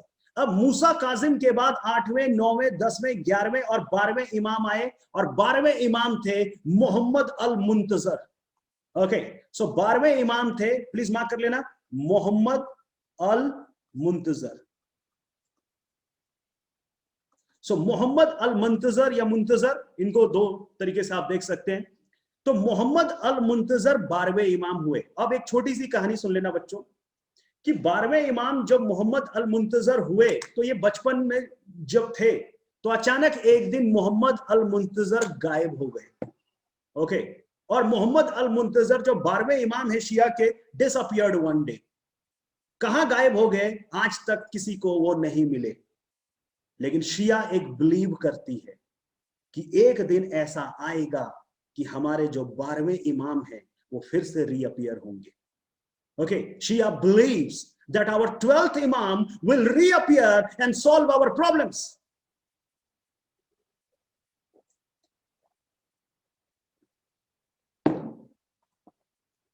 तो बच्चों एक लाइन याद रख लेना, अब शिया का मैं एक इंपॉर्टेंट पॉइंट लिख रहा हूं कि जो 12 इमाम को फॉलो करते हैं, यानी कि मोहम्मद अल मुंतजर तक को जो 12, यानी शिया अगर आप हैं और आप 12 इमाम के सिस्टम को फॉलो करते हैं, तो आपका नाम है इथना अशारिया। शिया का सबसे बड़ा स्कूल, प्लीज मार्क कर लीजिए, यू विल बी कॉल्ड इथना अशारिया। ओके, शिया का सबसे बड़ा स्कूल है इथना अशारिया। So make this point very much clear. अगर आप 12 इमाम के रूल को फॉलो करते हैं तो आप इथना अशारिया कहलाएंगे। और मैं अब आप लोगों से पूछ लेता हूं, किसका किसका फोकस कितना हाई है, एक बार क्लास में देखते हैं कि अगर मैं 5 इमाम को मानता हूं तो मैं कौन हूं? अगर मैं शिया हूं और अगर 5 इमाम को मानता हूं तो चैट बॉक्स में लिख के दिखाओ, क्या हूं मैं? इस्माइलिया हूं, जैदिया हूं, इथना अशारिया हूं। ओके, अरे क्या बात है, जैदिया, राइट। और अगर मैं 7th इमाम को मानता हूं, 7 इमाम को मानता हूं, तो अगर मैं 7 इमाम को मानता हूं तो मैं कौन हूं भाई? मैं इस्माइलिया बन जाऊंगा। Getting the point. और अगर मैं 12 इमाम को मानता हूं तो मैं कौन हो गया? मैं हो गया इथना अशारिया, शिया का सबसे बड़ा स्कूल। ओके, तो शिया का जो सबसे बड़ा सेक्ट है वो इथना अशारिया है। बाकी और भी इसमें ब्रेक हुए हैं, लेकिन अब मैं उस पे नहीं जाता हूं क्योंकि मैंने बेस तैयार कर दिया है आप लोगों को। आज की तारीख में अब आपको पूरा का पूरा लॉ पता है कि शिया और सुन्नी कैसे आए, सुन्नी कैसे डिवाइड हुआ, शिया कैसे डिवाइड हुआ। अब आप हर स्कूल को जानते हैं। ओके, सो मैं उम्मीद करता हूं कि ये हिस्टोरिकल बैकग्राउंड अब आपको क्लैरिटी में समझ में आ गया होगा। और अगर अब आप लोग परमिशन दे तो मैं निकाह पे अब एंटर करना चाहूंगा, क्योंकि अब मैं अगर निकाह पे बात करूंगा तो आपको समझ में आएगा कि वास्तव में मैं क्या बोलना चाहता हूं। ये सुनो, is this point clear to all of you? अगर ये पॉइंट क्लियर है तो मैं अब आपको निकाह के कॉन्सेप्ट पे ले जाना चाहूंगा और हम लोग वहां बात करना चाहेंगे। ओके, और अगर किसी को डाउट है तो please write down your doubt in the chat box. If this is clear to all of you, write down yes in the chat box. अगर आप सबको क्लियर है तो बस यस लिख दीजिए। मैं आगे प्रोसीड करना चाहूंगा निकाह के साथ। ओके, कोई doubt? Not a single doubt. Okay, thank you very much. चलो, साथ साथ डाउट भी मैं लेता चलता हूं ताकि जो है फिर बाद में किसको डाउट याद रहता है, सब भूल जाते हो। तो अभी लाइव है तो अभी दिमाग में आ जाएगा। ये सुनो, सो रिमेंबर दिस लाइन। तो इसलिए थोड़ा पढ़ने का तरीका ये हो कि साथ साथ में डाउट चलता रहे। ओके, तो इसमें आसान रहता है, हमारे लिए भी कमांड बनता रहता है और हम अच्छा कमांड बना लेते हैं। ओके, ओहो, दीपांशु का कहना है कि सर जैदिया को, मैं ये कह रहा हूं दीपांशु, 5वें इमाम मोहम्मद बाकिर थे, ठीक है, लेकिन 5वें इमाम में कौन 5वें लेवल पे कोई अलग हो गया ना कि भाई हम 5वें इमाम पे जाके रुक गया मैटर। तो जैदिया क्या थे? जैद 5वें लेवल पे आके बोलता है जी हम तो यहां से अलग हो गए। तो जैद 5वें इमाम पे जाके अलग हो गए, इसलिए जैद जो है अलग हुआ वो 5वें इमाम के लेवल पे अलग हुआ। बाकी शिया का इधर वाला तो 12 इमाम तक चलेगा ना। मोहम्मद बाकिर के बाद भी तो जफर सादिक आया, जफर सादिक के बाद मूसा काजिम, तो ये लोग तो चलते जा रहे हैं, ये कहां रुक रहे हैं? ये तो भाई 4, 3, 4, 5, 6, 7, 8, 9, 12 तक चलाइए, और जैदिया 5वें पे आके रुक गया। तो जैदिया जो है 5वें क्यों इसलिए कहा जाता है क्योंकि वो 5th पे जाके रुक गए, उसके बाद उन्होंने 6, 7 इन लोगों को नहीं माना, इसलिए 5 इमाम को फॉलो करने वाले जैदिया कहलाए। Getting the point. और 7वें पे जाके इस्माइल रुक गया, इसलिए 7 को फॉलो करने वाले इस्माइलिया कहलाए। Getting the point.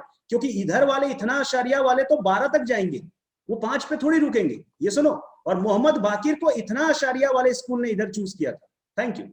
ठीक है, तो आपको समझ में आ गया होगा। तो चलिए, आपका डाउट भी मैंने दूर कर दिया कि किस तरीके से। तो आप जैद को पकड़िए कि जैद जो है 5वें लेवल पे था, वो अलग हो गया। ठीक है, चलो, thank you, thank you, take care. पूछते रहना, कोई भी डाउट होगा, घबराने की बात नहीं।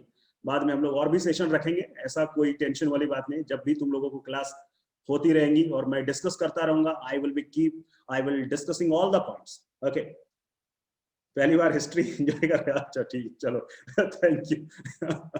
सो मैं कभी मुझे मौका मिला तो मैं तुम लोगों को जूरिस्प्रूडेंस पढ़ाना चाहूंगा ग्राफ में। ओके, मैंने एक आर्ट डेवलप किया है जूरिस्प्रूडेंस का, जो डीयू में जब मैं पढ़ा रहा था दिल्ली यूनिवर्सिटी में, तो वहां पे मैंने लेक्चर्स लेने के दौरान जब प्रपोजल रखा तो किसी को भरोसा नहीं हुआ कि सर जूरिस्प्रूडेंस ग्राफ में कैसे पढ़ाया जा सकता है। Getting the point. और आप शॉक्ड हो जाएंगे, दुनिया का कोई थ्योरी लाइए, मैं 2 टेबल बना दूंगा, आप उस टेबल से निकाल नहीं पाओगे। ओके, कि भाई कि किस तरीके से जो है जूरिस और एडवोकेसी के लिए जूरिस्प्रूडेंस बहुत जरूरी है। अगर आप एक बहुत अच्छा एडवोकेट बनना चाहते हैं तो you must have a mastery over jurisprudence. Okay, so चलिए अभी फिलहाल निकाह करवा लेते हैं। ओके, टाइम हो गया भाई, निकाह हुआ करवाओ। ओके, सो पहला क्वेश्चन तो मैं तुम लोगों को ये पूछ लेता हूं। एक काजी एक्ट पास किया गया था 1880 में, तो मैं तुम लोगों से ये पूछना चाहता हूं कि इस्लाम में निकाह करने के लिए काजी का होना जरूरी है क्या? ओके, इस्लाम में निकाह करने के लिए काजी का होना जरूरी है क्या? ओके, कुछ साल पहले कुछ कोर्ट्स ने कहा था यस, जैसे मेहर निगार ने कहा कि हाँ सर काजी का होना जरूरी। ओके, बाकी बच्चे कह रहे हैं कि सर काजी वजी का होना जरूरी नहीं है। अब मेहर तो कह रही है कि भाई काजी का होना जरूरी। Okay, so getting the point. I am not saying मेहर इज समबडीज नेम। ओके, अब इस पे एक बड़ा डिबेट चला था, तो मैं इस डिबेट को खत्म करता हूं एक छोटी सी कहावत के साथ। ओके, कि भाई मियां बीवी राजी तो क्या करेगा काजी, खत्म। ठीक है, सो 1880 एक्ट में जो काजी का कॉन्सेप्ट लाया गया था वो अपॉइंटमेंट ऑफ काजी की बात थी, ना कि मैरिज में काजी का होना जरूरी था। तो इसलिए please don't be confuse. Okay, कि अपॉइंटमेंट की बात थी कि काजी को अपॉइंट कौन करेगा, बट वहां पे कहीं ये बात नहीं कही गई थी कि काजी का होना जरूरी है। सो 2006 में जब आंध्र प्रदेश हाईकोर्ट के सामने ये केस आया तो उन्होंने इस पॉइंट को क्लियर किया और कहा कि नहीं नहीं नहीं नहीं, ऐसा कोई जरूरी नहीं है कि काजी का होना। ओके, चलो अभी तो वो सब मैटर पे बाद में बात करेंगे, सबसे पहले निकाह पे आते हैं। Okay, let's try to understand the concept of निकाह। निकाह की जब हम बात करते हैं तो इसका मतलब सिंपल से है कि अलग अलग सेंस में, ओके, इसको अलग अलग वर्ड से जान सकते हैं। अरेबिक वर्ड निकाह का मतलब है यूनियन ऑफ सेक्सेस। सेक्स क्या? यूनियन। तो बहुत सारे सेक्सेस का जो यूनियन होता है, तो अरेबिक वर्ड निकाह का मतलब है यूनियन ऑफ सेक्सेस। एक तो ये इसका मीनिंग निकाला जा सकता है। जनरली इंग्लिश में बात करें तो निकाह का मतलब है कि भाई मैरिज। ओके, और अगर हम लोग थोड़ा आगे बढ़े तो निकाह का मतलब है टू टाई अप टुगेदर। और इजी करें सर, थोड़ा और इजी बताएं sir, to tie up together. Okay, एक बंधन में, तुम लोग सुनते हो ना, ओके, एक बंधन में बंध जाना, दैट इज कॉल्ड निकाह। Getting the point. तो निकाह जो है एक बंधन है, to tie up together. Okay, अब इस्लाम में अगर बेसिकली अगर आप बेलीफ के डाइजेस्ट और बाकी लोगों को पढ़ें तो इस्लाम में कहा गया निकाह करते क्यों? तो बेसिकली 2 पर्पस के लिए, बेसिक और भी पर्पस है लेकिन मैं बता देता हूं, बेसिकली 2 पर्पस के लिए निकाह किया जाता है। Procreation of children, okay, and legalising the sexual intercourse.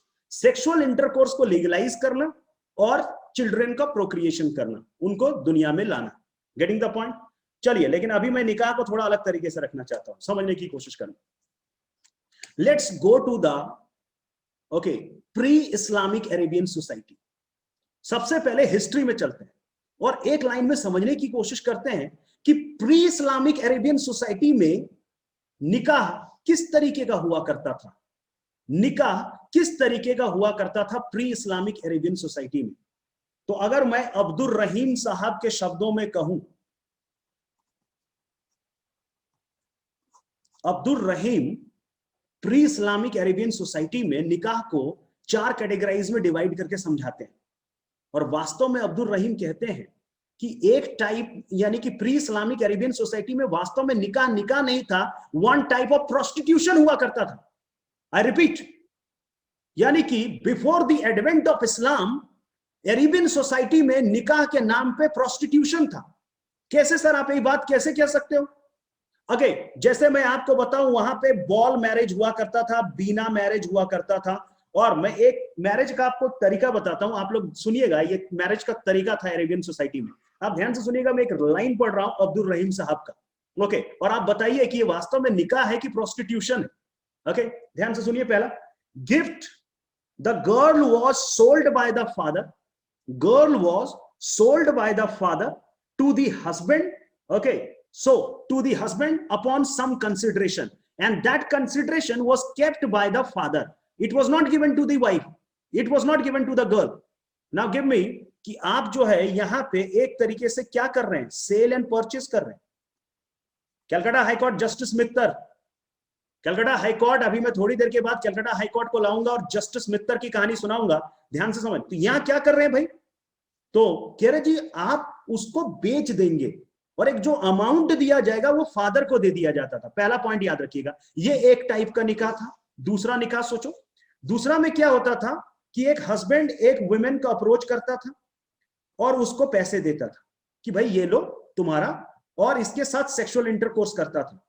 तो भाई क्या सर ये इसकी वाइफ थी? नो नो नो, तुम्हारे साथ मैं सेक्सुअल इंटरकोर्स करूंगा, उसके बाद तुम यहीं रह जाओगी और मैं अपने घर चला जाऊंगा, यानी कि मैं आपके साथ वहां नहीं जा सकती। नो नो, तुम मेरे साथ वहां कैसे जा सकती हो, तुम यहीं रहोगी, you will not accompany me, okay, और जब मेरा मन करेगा I will come and make the sexual intercourse, pay you and I will go. Do you really think that it is निकाह? आपको लगता है कि ये शादी? अब और सुनो, अभी तो आपको ये दूसरा दिख रहा है, तीसरा तो आपको बर्दाश्त नहीं होगा कि सर ये क्या सिस्टम था। ओके, हस्बैंड अपनी वाइफ को नोबल ब्लड के पास भेज देते थे। हस्बैंड अपनी वाइफ को, अब्दुल रहीम साहब कहते हैं, हस्बैंड अपनी वाइफ को प्री अरेबियन सोसाइटी में नोबल ब्लड के पास, यानी कि जो सोसाइटी के बहुत बड़े स्कॉलर लोग होते थे उनके पास चले जाते थे और कहते थे कि जाओ उनके साथ रहो, ओके, और उनसे कंसीव करो, कंसीव करने के बाद बच्चे की डिलीवरी करो, ओके, और उसके बाद वापस मेरे पास आ जाओ। Getting the point? तो ये वुमेन और ये पर्सन जो है कहते थे जी हम शादीशुदा हैं, हम शादी करके रह रहे हैं। Getting the point? Do you really think that it is a marriage? Okay, आपको लग रहा है कि ये कंसीव करने के लिए, उसी तरीके से वुमेन अपने टेंट में एक फ्लैग लगा देती थी कि I am ready to do the sexual intercourse with the people. So इस फ्लैग का मतलब है कि I am inviting the person come and make sexual intercourse with me, और लोग फिर पेमेंट करके उसके साथ सेक्सुअल इंटरकोर्स करते थे। और जब बच्चे का जन्म होता था तो सारे लोगों को बुला के वो चेहरा मैच करती थी कि इनमें से ये किसका बच्चा है। This used to be the practice, okay, ये प्रैक्टिस थी अरेबियन कंट्री में, और ये फॉर्म था सेक्सुअल इंटरकोर्स करने का। जो ज्यादा प्रोस्टिट्यूशन दिखता है और निकाह तो है कहीं दिखता ही नहीं। कहां किस वुमेन को रिस्पेक्ट यहाँ पे आप देख रहे हैं? ये जिसको एक अमाउंट दे दिया गया या जिसके फादर ने उसे बेच दिया, ये फ्लैग लगा के इनवाइट कर रही है, ओके, किस वुमेन का यहाँ पे आपको डिग्निटी दिख रहा है, रिस्पेक्ट दिख रहा है? तो आप शॉक हो जाएंगे, सर इस तरीके का प्रैक्टिस था। यस, फिर प्रॉफेट मोहम्मद आते हैं, इस्लाम आता है, और उन्होंने कहा कि भाई साहब change this practice, okay okay, और इस्लाम आता है, कहता है वर्ड बेगम। बेगम मतलब, ठीक है, कि भाई बेगम का मतलब ये हो गया कि जिसको कोई गम नहीं, मतलब एक उनका इस रिस्पेक्ट है, सम्मान है, इस okay status. Remember the point? तो निकाह के कॉन्सेप्ट को इंट्रोड्यूस किया गया और कहा गया कि please now you will pay. ध्यान से सुनिएगा, निकाह जब आया तो आप लोग बच्चे देख रहे हैं ना कि पहले हम लोग एक अमाउंट पे कर रहे थे ना, अमाउंट उसके फादर को देते थे या उसको भी देते थे, लेकिन सेक्सुअल इंटरकोर्स करने के लिए देते थे। Getting the point? Prophet Muhammad ने कहा कि stop these practices, these are useless practice, these are wrong practice. Women has equal status with you, okay, वो आपके बराबर है, आप उसे ऐसे ट्रीट नहीं कर सकते। तो आप जो है मेहर देंगे, मेहर या फिर डावर आप देंगे, लेकिन ये डावर उसके गार्डियन का नहीं होगा, उसके पेरेंट्स का नहीं होगा, उसके किसी रिलेटिव का नहीं होगा, ये मेहर उसका खुद की प्रॉपर्टी होगी, और आपको ये देना होगा as a token of respect. आप इसे पे करेंगे as a token of respect. Getting the point? So the mehr was made available to herself, यानी कि मेहर उसको अवेलेबल करा दिया, यानी the idea behind nikah was changed. Prophet Muhammad ने निकाह के आइडिया को चेंज कर दिया। तो बच्चों मैं एक छोटी सी बात यहां पे बता दिया हूं, अब जो है एक इंपॉर्टेंट क्वेश्चन पे मैं ले जाना चाह रहा हूं तुम लोगों को। इतनी बात क्लियर हो गई कि प्री इस्लामिक अरेबियन सोसाइटी में जो निकाह का कंडीशन था, जो मैरिजेस के कंडीशंस थे, वो मैरिजेस कम, प्रोस्टिट्यूशन ज्यादा था। लेकिन निकाह जब कॉन्सेप्ट प्रॉफिट मोहम्मद ने लाया तो इक्वल स्टेटस दे दिया वुमेन को, उनको एक बेहतर स्थिति दे दी, मेहर उनका राइट दे दिया और उनका सोसाइटी में एक इक्वल स्टेटस, एक डिग्निफाइड स्टेटस में उनको लाके खड़ा कर दिया। अब एक इंपॉर्टेंट पॉइंट समझाने जा रहा हूं, ध्यान से समझो। सबसे डिबेटेबल क्वेश्चन मैं आपके सामने लाता हूं कि सर इस्लामिक निकाह का नेचर क्या है? Okay, is it a contract? क्या ये एक कॉन्ट्रैक्ट है या फिर ये एक जो है सेक्रामेंट है? What would you like to say? Is it a contract और इज इट अ सेक्रामेंट? तो भाई सीमा ने कह दिया कि सर, प्रिया, सीमा, चारू सबका कहना है सर कॉन्ट्रैक्ट है, कॉन्ट्रैक्ट है, कॉन्ट्रैक्ट है। आमरीन, मेहर सब कह रहे हैं भाई कॉन्ट्रैक्ट है। यानी जस्टिस महमूद मुझे नजर आ रहे हैं इस क्लास में। ओके, जस्टिस महमूद मुझे इस क्लास में सारे बच्चों के रूप में नजर आ रहे हैं जिन्होंने ये कह दिया था it's a purely a civil contract. लेकिन क्या जस्टिस महमूद पूरी तरीके से सही थे? आइए चेक करते हैं एक बार। ओके, फिर हम लोग इस कंक्लूजन पे पहुंचेंगे। ठीक है, चलिए आप लोग तैयार रहिए जो है कि क्या हम इसको कॉन्ट्रैक्ट कहें कि सेक्रामेंट कहें। बच्चों आपको पता है कि सेक्रामेंट बनने के लिए 3 टेस्ट पास करने होते हैं। ओके, प्लीज याद रख लीजिए, बहुत यूनिक पॉइंट मैं आपके दिमाग में फिट कर रहा हूं, याद रखिएगा, कहीं पे भी आप इन पॉइंट्स को यूज कर सकते हैं। If you are asked to prove that this marriage is sacrament, ये एक पवित्र रिश्ता है, पवित्र रिश्ता। अगर आपको कहा जाए कि प्रूव करो कि ये शादी एक सेक्रामेंट है, तो कैसे प्रूव कर सकते हो तुम लोग? तो पहला पॉइंट याद करिए कि इसके 3 टेस्ट है। अगर ये टेस्ट पास कर गए तो तुम सेक्रामेंट हो जाओगे। ठीक है, चलो पहला टेस्ट है होली यूनियन। पहला टेस्ट है होली यूनियन, यानी राइट्स एंड सेरेमनीज परफॉर्म करना जरूरी है। ओके, अब मैं आपसे पूछता हूं कि क्या इस क्लास में अभी राइट नाउ 2 लोगों का निकाह करवाया जा सकता है? जवाब होगा यस। जवाब है यस। ओके, यानी कि इस्लामिक लॉ में निकाह करने के लिए कोई राइट्स एंड सेरेमनीज परफॉर्म करने की जरूरत नहीं है। लेकिन हिंदुओं में विवाह करने के लिए तूफान चाहिए, आग, तूफान, आंधी, पानी, बहुत कुछ चाहिए ना। Okay, fire, sacred fire, saptapadi, okay, विवाह होम, कन्यादान, पानी ग्रहण, a lot of things. Saptapadi, one of the essential elements, section 7 of HMA, ये सुनो। Okay, so remember this line कि सर 2 हिंदुओं की शादी तो अभी तुरंत नहीं हो सकती, लेकिन क्या 2 मुस्लिम्स की शादी अभी हो सकती है? ओके, तो भाई होली यूनियन, क्योंकि इस्लाम जो है क्या होली यूनियन है? क्या निकाह एक होली यूनियन है? पहला सवाल उठ जाता है। ओके, क्या निकाह होली यूनियन है? यानी क्या यहाँ राइट्स एंड सेरेमनीज परफॉर्म करने जरूरी है? आंसर है नो सर। जैसे आप लोगों ने पहले भी कह दिया था कि मियां बीबी राजी तो क्या करेगा काजी, यानी यहां सिर्फ ऑफर होगा, एक पार्टी ऑफर देगी, दूसरे पार्टी एक्सेप्टेंस देगी, निकाह हो गया, खत्म। ओके, क्या आपको इतने अमाउंट में निकाह कबूल है? हाँ जी कबूल है। सर एक बार राघव सर को कहेंगे सर अनम्यूट कर दीजिए, हम दोनों को अभी निकाह करना चाहते हैं, 2 बच्चे यहाँ पे कहे तो भाई एक साइड में जो है यहाँ सलीम और दूसरे साइड में अनारकली कह दे कि भाई क्या तुम्हें ये निकाह कबूल है, और उधर से वो अनम्यूट होने के बाद कह दे हाँ कबूल है। तो इस्लामिक लॉ के अकॉर्डिंगली बताइए क्या वो निकाह है, वैलिड है? 100% वैलिड है। Remember this line. लेकिन राघव क्या अनम्यूट करवा के 2 हिंदुओं की शादी करवा सकता है अभी राइट नाउ? ओके, इम्पॉसिबल कि राघव यहाँ पे अनम्यूट करा के 2 लोगों की विवाह करवा दे। ये सुनो, सो याद रख लीजिए बच्चों। तो यानी कि एक पॉइंट कि इस निकाह में, निकाह एक होली यूनियन नहीं है। ओके, यानी राइट्स एंड सेरेमनीज परफॉर्म करना जरूरी नहीं है, तो निकाह होली यूनियन नहीं। दूसरा पॉइंट मैं आपसे पूछता हूं, सेक्रामेंट बनने के लिए दूसरा टेस्ट है परमानेंट यूनियन। प्लीज मार्क करिएगा, second test to be a sacrament, sacrament बनने के लिए जो दूसरा टेस्ट अप्लाई किया जाता है उसको कहते हैं परमानेंट यूनियन। ओके, आखिरी सांस तक, मतलब लास्ट ब्रेथ तक आप ही मेरी वाइफ या आप ही मेरे हस्बैंड रहेंगे। Getting the point? मैं आप लोगों से पूछता हूं कि एक मुस्लिम विडो है, इसके हस्बैंड की डेथ हो गई, she is a Muslim window, इसके हस्बैंड की डेथ हो गई, इसके हस्बैंड की डेथ हो गई, मुस्लिम विडो है, क्या दोबारा शादी कर सकती है या इस्लाम इसको रोकता है? मुझे जवाब दीजिए, क्या ये दोबारा निकाह कर सकती है? ओके, क्या जवाब देना चाहते हैं? लास्ट सांस तक पूरे जीवन भर का साथ हमारा रहेगा या रीमैरी कर लेगी?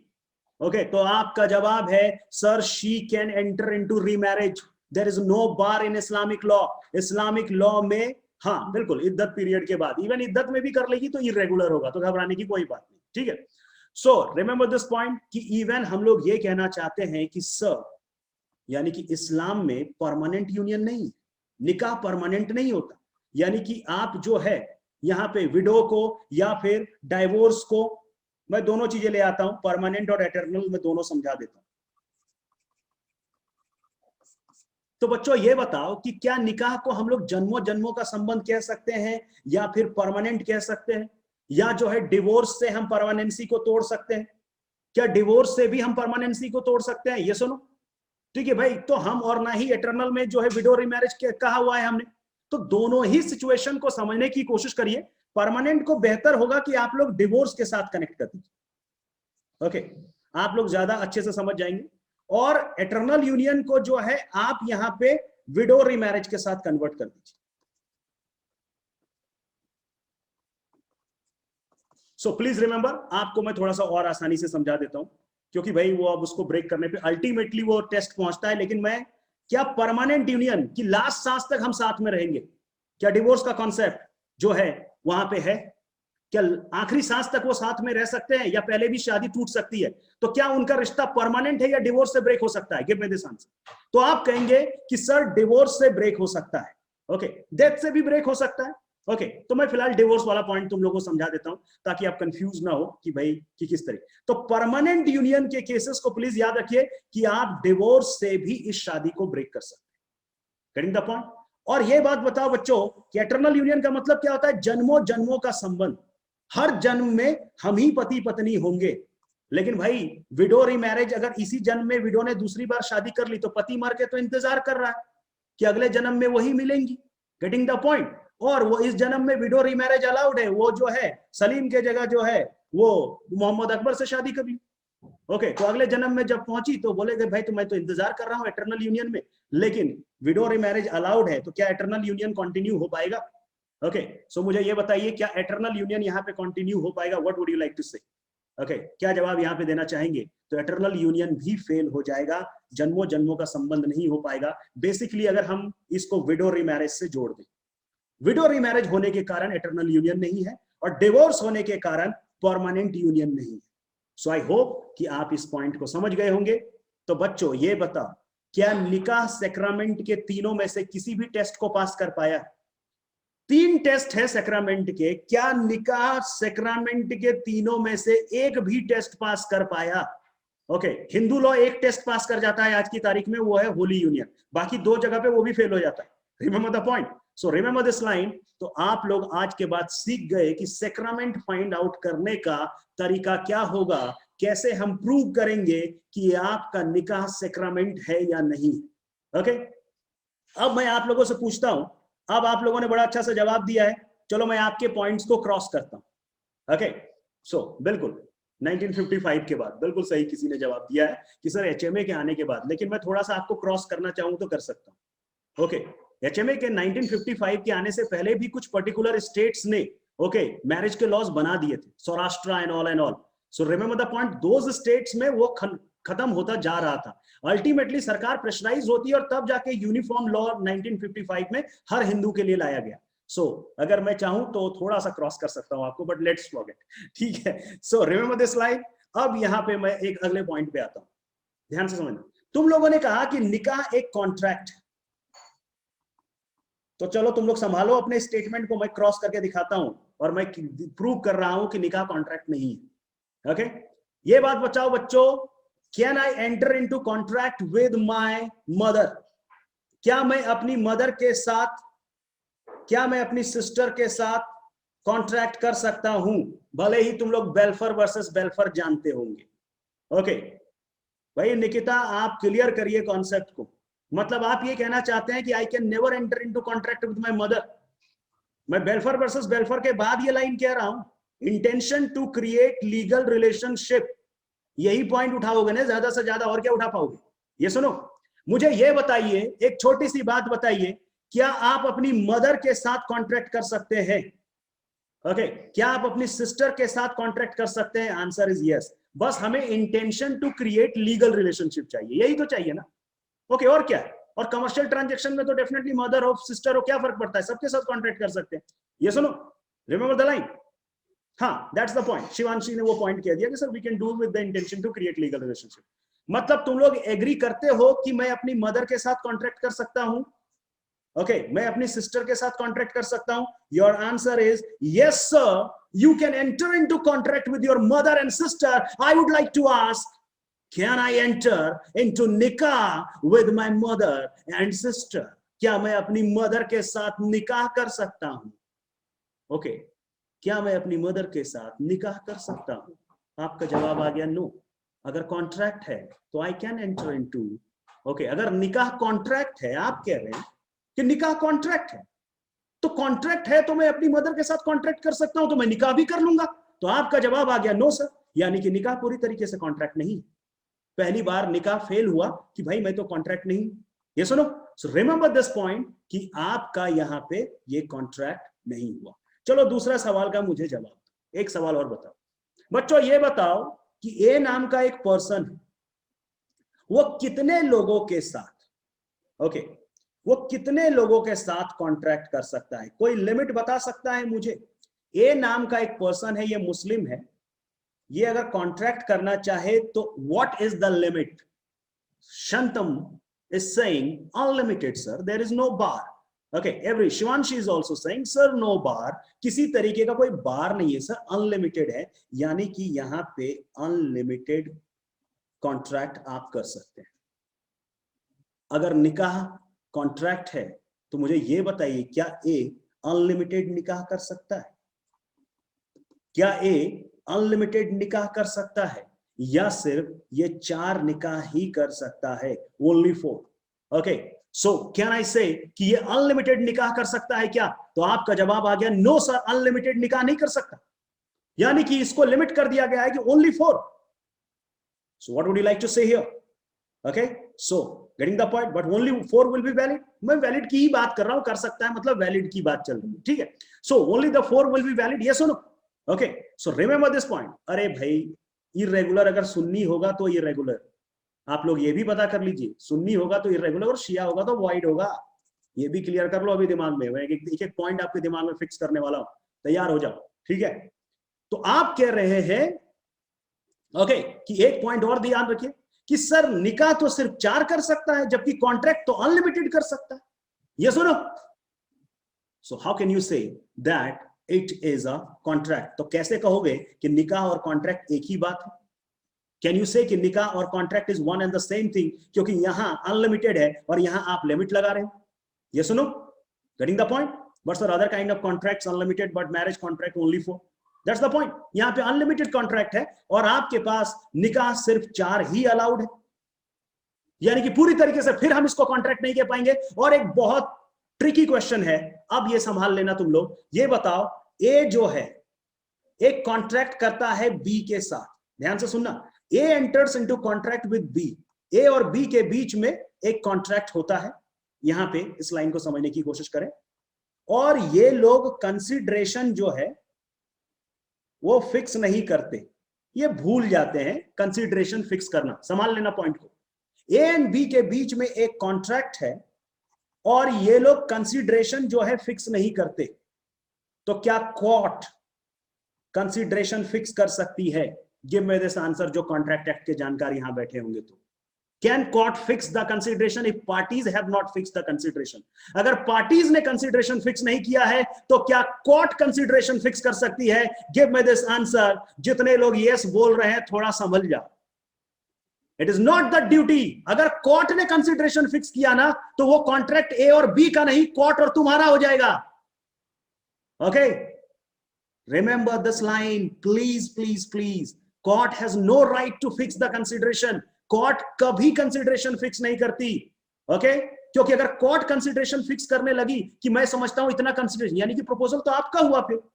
Getting the point? So remember this line कि पार्टीज ने अगर कंसिडरेशन फिक्स नहीं किया है तो उस कंडीशन में court has no right to fix the consideration. ये सुनो, एग्री करोगे तुम लोग? ठीक है। अब देखो कमाल की बात कि सर ए और बी के बीच में निकाह हो गया, ए और बी के बीच में निकाह हो गया, और निकाह के वक्त मेहर, जिसको हम लोग कंसिडरेशन भी कहते हैं, मेहर जिनको हम लोग कंसिडरेशन भी कहते हैं, ये निकाह के वक्त पार्टीज ने फिक्स नहीं किया। ओके, निकाह के वक्त पार्टीज ने फिक्स नहीं किया। निकाह के वक्त कंसिडरेशन, पार्टीज ने निकाह के वक्त कंसिडरेशन फिक्स नहीं किया, मतलब मेहर फिक्स नहीं किया। तो क्या बाद में, क्या इस सिचुएशन में बाद में कोर्ट मेहर फिक्स कर सकती है? Give me this answer. Can court fix the mehr? Your answer is no no no no. Your answer is yes. Please remember, अगर पार्टीज मेहर फिक्स नहीं करते तो अपने दिमाग में क्लियर कर लो एक छोटी सी मैसेज, उसको प्रॉपर डावर कहा जाता है, उसको कस्टमरी डावर कहा जाता है। यानी कि कोर्ट के पास राइट होता है डावर फिक्स करने का अगर पार्टीज ने फिक्स नहीं किया है।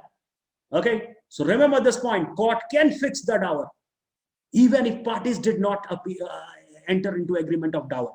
Remember this point, यानी कि कोर्ट तो कंसिडरेशन यानी निकाह के केस में कोर्ट मेहर फिक्स कर सकती है, लेकिन कॉन्ट्रैक्ट के केस में कोर्ट जो है वो कंसिडरेशन फिक्स नहीं कर सकती। सो हाउ कैन यू से कि निकाह and contract is the one and same thing? How can you से निकाह and contract is one and the same thing? You will not be allowed to say this point कि निकाह and contract is one and the same thing. Okay, getting the point? तो याद रखने की कोशिश करें कि अगर हम लोग कॉन्ट्रैक्ट आप लोग पूरी तरीके से कहना चाहते हो तो आप इसे पूरी तरीके से कॉन्ट्रैक्ट नहीं कह सकते। ओके, तो भाई जस्टिस महमूद साहब थे Allahabad high court, justice Mahmood ने ये बात कही थी it's a purely a civil contract. लेकिन चीफ जस्टिस सुलेमान साहब हो गए, उन्होंने इस पॉइंट को रेज किया, it is not a contract purely a civil contract, it is a combination of both. ध्यान से समझना, it is a combination of both, it is a contract plus okay sacrament, ये दोनों चीजों का कॉम्बिनेशन है। ओके, सो अब मैं इसके 3 एस्पेक्ट है तो इस पे मैं बात करना चाहूंगा, बहुत यूनिक तरीके से है। एक है आपका लीगल एस्पेक्ट, हमें समझना होगा लीगल एस्पेक्ट को। एक है निकाह का सोशल एस्पेक्ट कि हमें सोशल एस्पेक्ट को समझना होगा, और एक निकाह का है रिलीजियस एस्पेक्ट कि रिलीजियस एस्पेक्ट को समझना होगा। Getting the point? So remember this line, ये 3 पॉइंट को हम लोग समझ सकते हैं। अच्छा बच्चों, ये पॉसिबल है 3 पॉइंट को अभी मैं समझाने वाला हूं, अगर टाइम होगा, अगर राघव से अभी बात करते हैं, ठीक है। लेकिन इससे पहले मुझे एक पॉइंट समझाओ, एक पॉइंट मुझे सिंपल सा बताओ कि भाई निकाह अगर एक मुस्लिम करना चाहता है तो उसे खुद जाके निकाह करना जरूरी है या अपने एजेंट को भेज सकता है कि जाओ तुम मेरे बदले में निकाह करके ले आओ? ओके, मैं नहीं जाऊंगा, हम नवाब हैं, हम यहीं बैठेंगे, मेरा एजेंट जाएगा और निकाह करके ले आएगा। तो भाई रामू या फिर रहीम, तुम जाओ और मेरे बदले में निकाह करके ले आओ मेरी वाइफ को, यहाँ पे हम नवाब हैं, हम नहीं उठते। Can a Muslim do like this? Give me this answer in the chat box please. Okay, जिनको डाउट है वो प्लीज यस लिख लीजिए। Okay, answer is yes, answer is yes. Okay, आप कहोगे सर आंसर कैसे यस हो सकता है? भाई निकाह टेलीफोन पे भी हो सकता है, लेटर के थ्रू हो सकता है। ओके सर, कैसे हो सकता है सर, ये नहीं समझ में आया। ये बताओ कि बेसिकली निकाह का नेचर क्या है? ठीक है, कॉन्ट्रैक्ट पूरी तरीके से नहीं हो पाता, लेकिन बेसिकली की तो कॉन्ट्रैक्चुअल ही है ना। बेसिकली जो कहा जाता है निकाह को वो कॉन्ट्रैक्चुअल ही कहा जाता है, पूरी तरीके से कॉन्ट्रैक्ट नहीं है, कुछ चीजों का और भी कॉम्बिनेशन है। ठीक है, ये बताओ, can your agent enter into a contract on your behalf? Okay, क्या तुम्हारा एजेंट तुम्हारे बिहाफ पे कॉन्ट्रैक्ट कर सकता है? अगर ऑथराइज्ड एजेंट है, तुमने उसको अथॉरिटी दे दी है, तो क्या तुम्हारा एजेंट तुम्हारे बिहाफ पे एक वैलिड कॉन्ट्रैक्ट कर सकता है? ओके, यस और नो? हर एक बच्चे का जवाब मुझे चैट बॉक्स में चाहिए। क्या तुम्हारा एजेंट तुम्हारे बिहाफ पे एक वैलिड कॉन्ट्रैक्ट कर सकता है? Then your answer is yes. Okay, my agent can enter into a valid contract on behalf of my, okay, principal. ये सुनो, तब जब बेसिक नेचर निकाह का कॉन्ट्रैक्चुअल है, उसके साथ थोड़ी चीजें और ऐड हो जाती है, बेसिक नेचर कॉन्ट्रैक्चुअल है, तो निकाह एक एजेंट कर सकता है या नहीं कर सकता है? Answer was given yes. Okay, answer was given yes, कि यस आपका एजेंट जा सकता है, प्रपोजल रखेगा। Getting the point? So remember this line कि ऐसा जो है निकाह पॉसिबल है। ऐसा हिंदू धर्म में भी हुआ करता था। अगर तुम लोगों ने बाहुबली मूवी देखी होगी तो आपको यह पता होगा कि इसकी तलवार जो है भेज दी जाए और उसके साथ देवसेना की निकाह करवा के, विवाह करवा के यहाँ पे ले आ जाए। तो ऐसा कोई शॉकिंग बात नहीं है, ज्यादा घबराने की बात नहीं है, ऐसा हिंदुओं में भी प्रैक्टिस था। लेकिन इस्लाम जब इसको कॉन्ट्रैक्चुअल मानता है तो फिर हमें ज्यादा दिक्कत नहीं होनी चाहिए इस बात को एक्सेप्ट करने में कि sir yes this is the point. Okay, so आप लोग समझ पा रहे होंगे इस पॉइंट को। तो मैं आपसे पूछना चाहता हूं, ध्यान से सुनना, निकाह जब लीगल एस्पेक्ट में देखा जाता है बच्चों, तो निकाह के लीगल एस्पेक्ट में इसे कॉन्ट्रैक्ट कहा जाता है, क्योंकि इसमें ऑफर चाहिए, एक्सेप्टेंस। तो क्या निकाह में ऑफर होना जरूरी है? क्या निकाह में ऑफर देना जरूरी है? Answer is yes. क्या निकाह में उस ऑफर का एक्सेप्टेंस होना जरूरी है? Answer is yes. बिना ऑफर और एक्सेप्टेंस के निकाह नहीं हो सकता। ये ऑफर एजेंट के थ्रू भिजवाओ, लेटर के थ्रू भिजवाओ, टेलीफोन पे भेजो, मेल पे भेजो, कहीं पे भी भेजो। Getting the point? तो बेसिक पॉइंट आप दिमाग में फिक्स रखिएगा कि सर एक पार्टी ऑफर देती है और दूसरी पार्टी एक्सेप्टेंस देती है। सर कॉन्ट्रैक्ट में भी तो यही होता है, और कंसिडरेशन वहां भी होता है, और यहां पे भी कंसिडरेशन की बात की गई है, मेहर। कंसेंट वहां भी फ्री होना चाहिए, यहां भी फ्री होना चाहिए। तो लीगल एस्पेक्ट में अगर देखें, ध्यान से सुनिएगा, लीगल एस्पेक्ट के बेसिस पे अगर चेक करें तो निकाह एक कॉन्ट्रैक्ट है। ओके, सो निकाह एक कॉन्ट्रैक्ट है लीगल एस्पेक्ट के बेसिस पे, ठीक है। दूसरा पॉइंट, सोशल एस्पेक्ट पे देखिए तो मैं सारे पॉइंट जो क्रॉस वाले पॉइंट्स मैंने अभी तुम लोगों को बताए थे ना कि ये कॉन्ट्रैक्ट नहीं है, नहीं है, नहीं है, नहीं है, वो सोशल पॉइंट्स है। प्लीज मार्क कर लीजिएगा, वो सोशल एस्पेक्ट्स के पॉइंट है जो मैंने बताए कि ये कॉन्ट्रैक्ट नहीं है, ये कॉन्ट्रैक्ट नहीं है, ये कॉन्ट्रैक्ट नहीं है। क्योंकि मुझे ये बताओ कि प्रॉफेट मोहम्मद ने निकाह को सिर्फ एक कॉन्ट्रैक्चुअल बेसिस पे सोसाइटी में इंट्रोड्यूस किया था, या सोसाइटी में उस वुमेन की स्टेटस को अपलिफ्ट करने के लिए लाए थे? आप लोग मुझे लॉजिकली जवाब दीजिए। प्रॉफेट मोहम्मद जब निकाह लेके आए सोसाइटी में तो उनके दिमाग में सिर्फ लीगलाइज करना था, या वुमेन के स्टेटस को अपलिफ्ट करके उसके सोशल स्टेटस को अपलिफ्ट करना, उसको एक डिग्निटी दिलाना, उसको एक जो है स्टेटस दिलाना सोसाइटी में? सारे बच्चों का जवाब आ गया, सर उनका purpose upliftment of the women भी था। तो आप कैसे कह सकते हैं कि निकाह का सिर्फ लीगल एस्पेक्ट देखा जाएगा? निकाह का अगर हम सोशल एस्पेक्ट देखेंगे तो भाई it is talking about the dignity of the women, upliftment and all. Okay, yes और no? So remember this point. अच्छा बच्चों, ये बताओ कि सलमान खान स्वर्ग में जाएगा कि नर्क में जाएगा? सर ये क्या सवाल अचानक आपने पूछ दिया निकाह पढ़ाते पढ़ाते? सलमान खान स्वर्ग में जाएगा कि नर्क में जाएगा? Getting the point? तो भाई शिवांशी का कहना है सर नरक में जाएगा बंदा। ओके, पक्का नरक जाने। नहीं नहीं, मेरा यहाँ रीजन है भाई, यहाँ पूछने का मेरा कोई मतलब नहीं है। Salman Khan is nothing for me. मेरा यहाँ लॉ पढ़ाने का मतलब है, मुझे सलमान खान से कोई मतलब नहीं। मैं जो लॉ पॉइंट पढ़ाने चाह रहा हूं उस पे जो है, okay, so remember the point, law point के बेसिस पे मैं बात करने वाला हूं कि सलमान खान स्वर्ग में जाएगा कि नर्क में जाएगा। मैं कह रहा हूं नर्क में जाएगा। तो आप कहोगे सर लीगली प्रूव करके दिखाओ, आपने बेसलेसली ऐसे लाइन कैसे कह दी? ओके, देखो राघव का आंसर आ गया, यस नो पॉइंट, ठीक है। क्योंकि प्रॉफेट मोहम्मद ने अपने सुन्ना में एक बात कही थी। प्रॉफेट मोहम्मद ने कहा था कि a person who does not enter into marriage, he is not my follower. Okay, he is not my follower. Okay, तो मेरा फॉलोअर वो नहीं हो सकता जो निकाह नहीं करता है।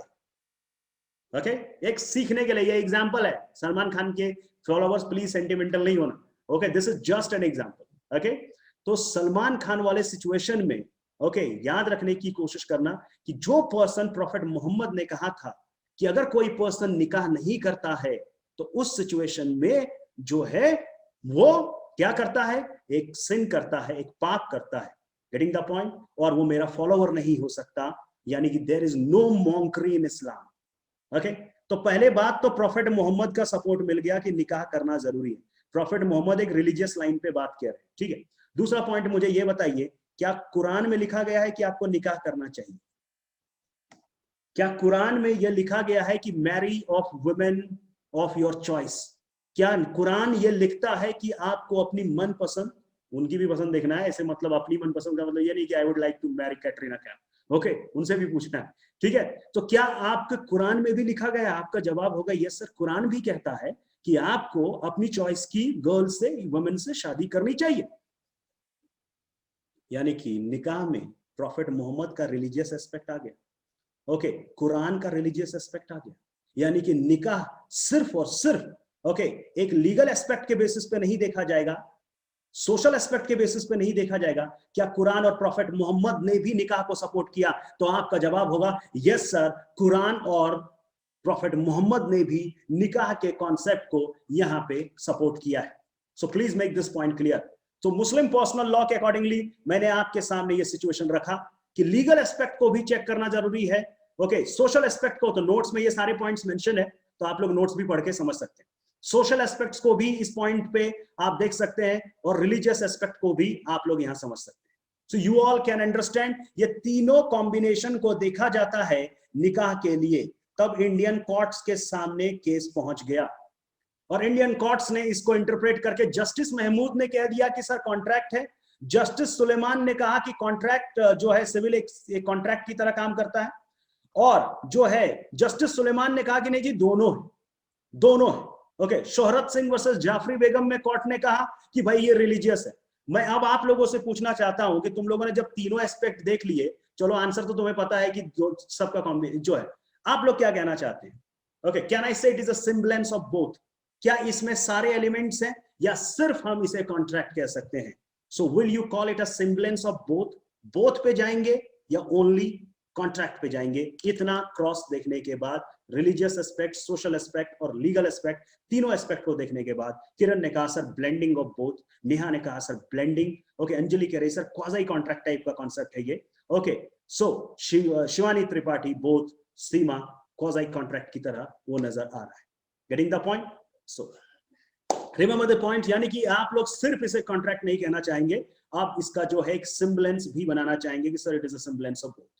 ओके, आई होप कि आप निकाह के एक बेसिक पॉइंट को यहां पे समझ पाए होंगे कि किस तरीके से हम इसके एक बेसिक पॉइंट को यहां पे रख सकते हैं। ओके, तो इस तरीके से निकाह के कॉन्सेप्ट को जो है हम लोग आगे बढ़ा सकते हैं।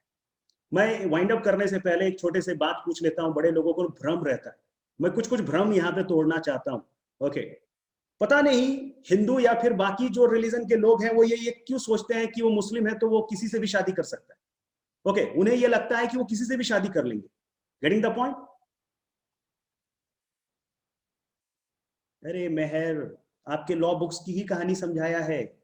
आप कौन सा लॉ बुक पढ़ रहे हैं? आप अकील अहमद पढ़ रहे हैं? ओके, आप राशिद पढ़ रहे हैं? आप जो है सिन्हा पढ़ रहे हैं? आप अग्रवाल पढ़ रहे हैं? ओके, आप जो है मुल्ला पढ़ रहे हैं? कौन सी किताब आप पढ़ रहे हैं? सब में इस पॉइंट पे डिबेट है।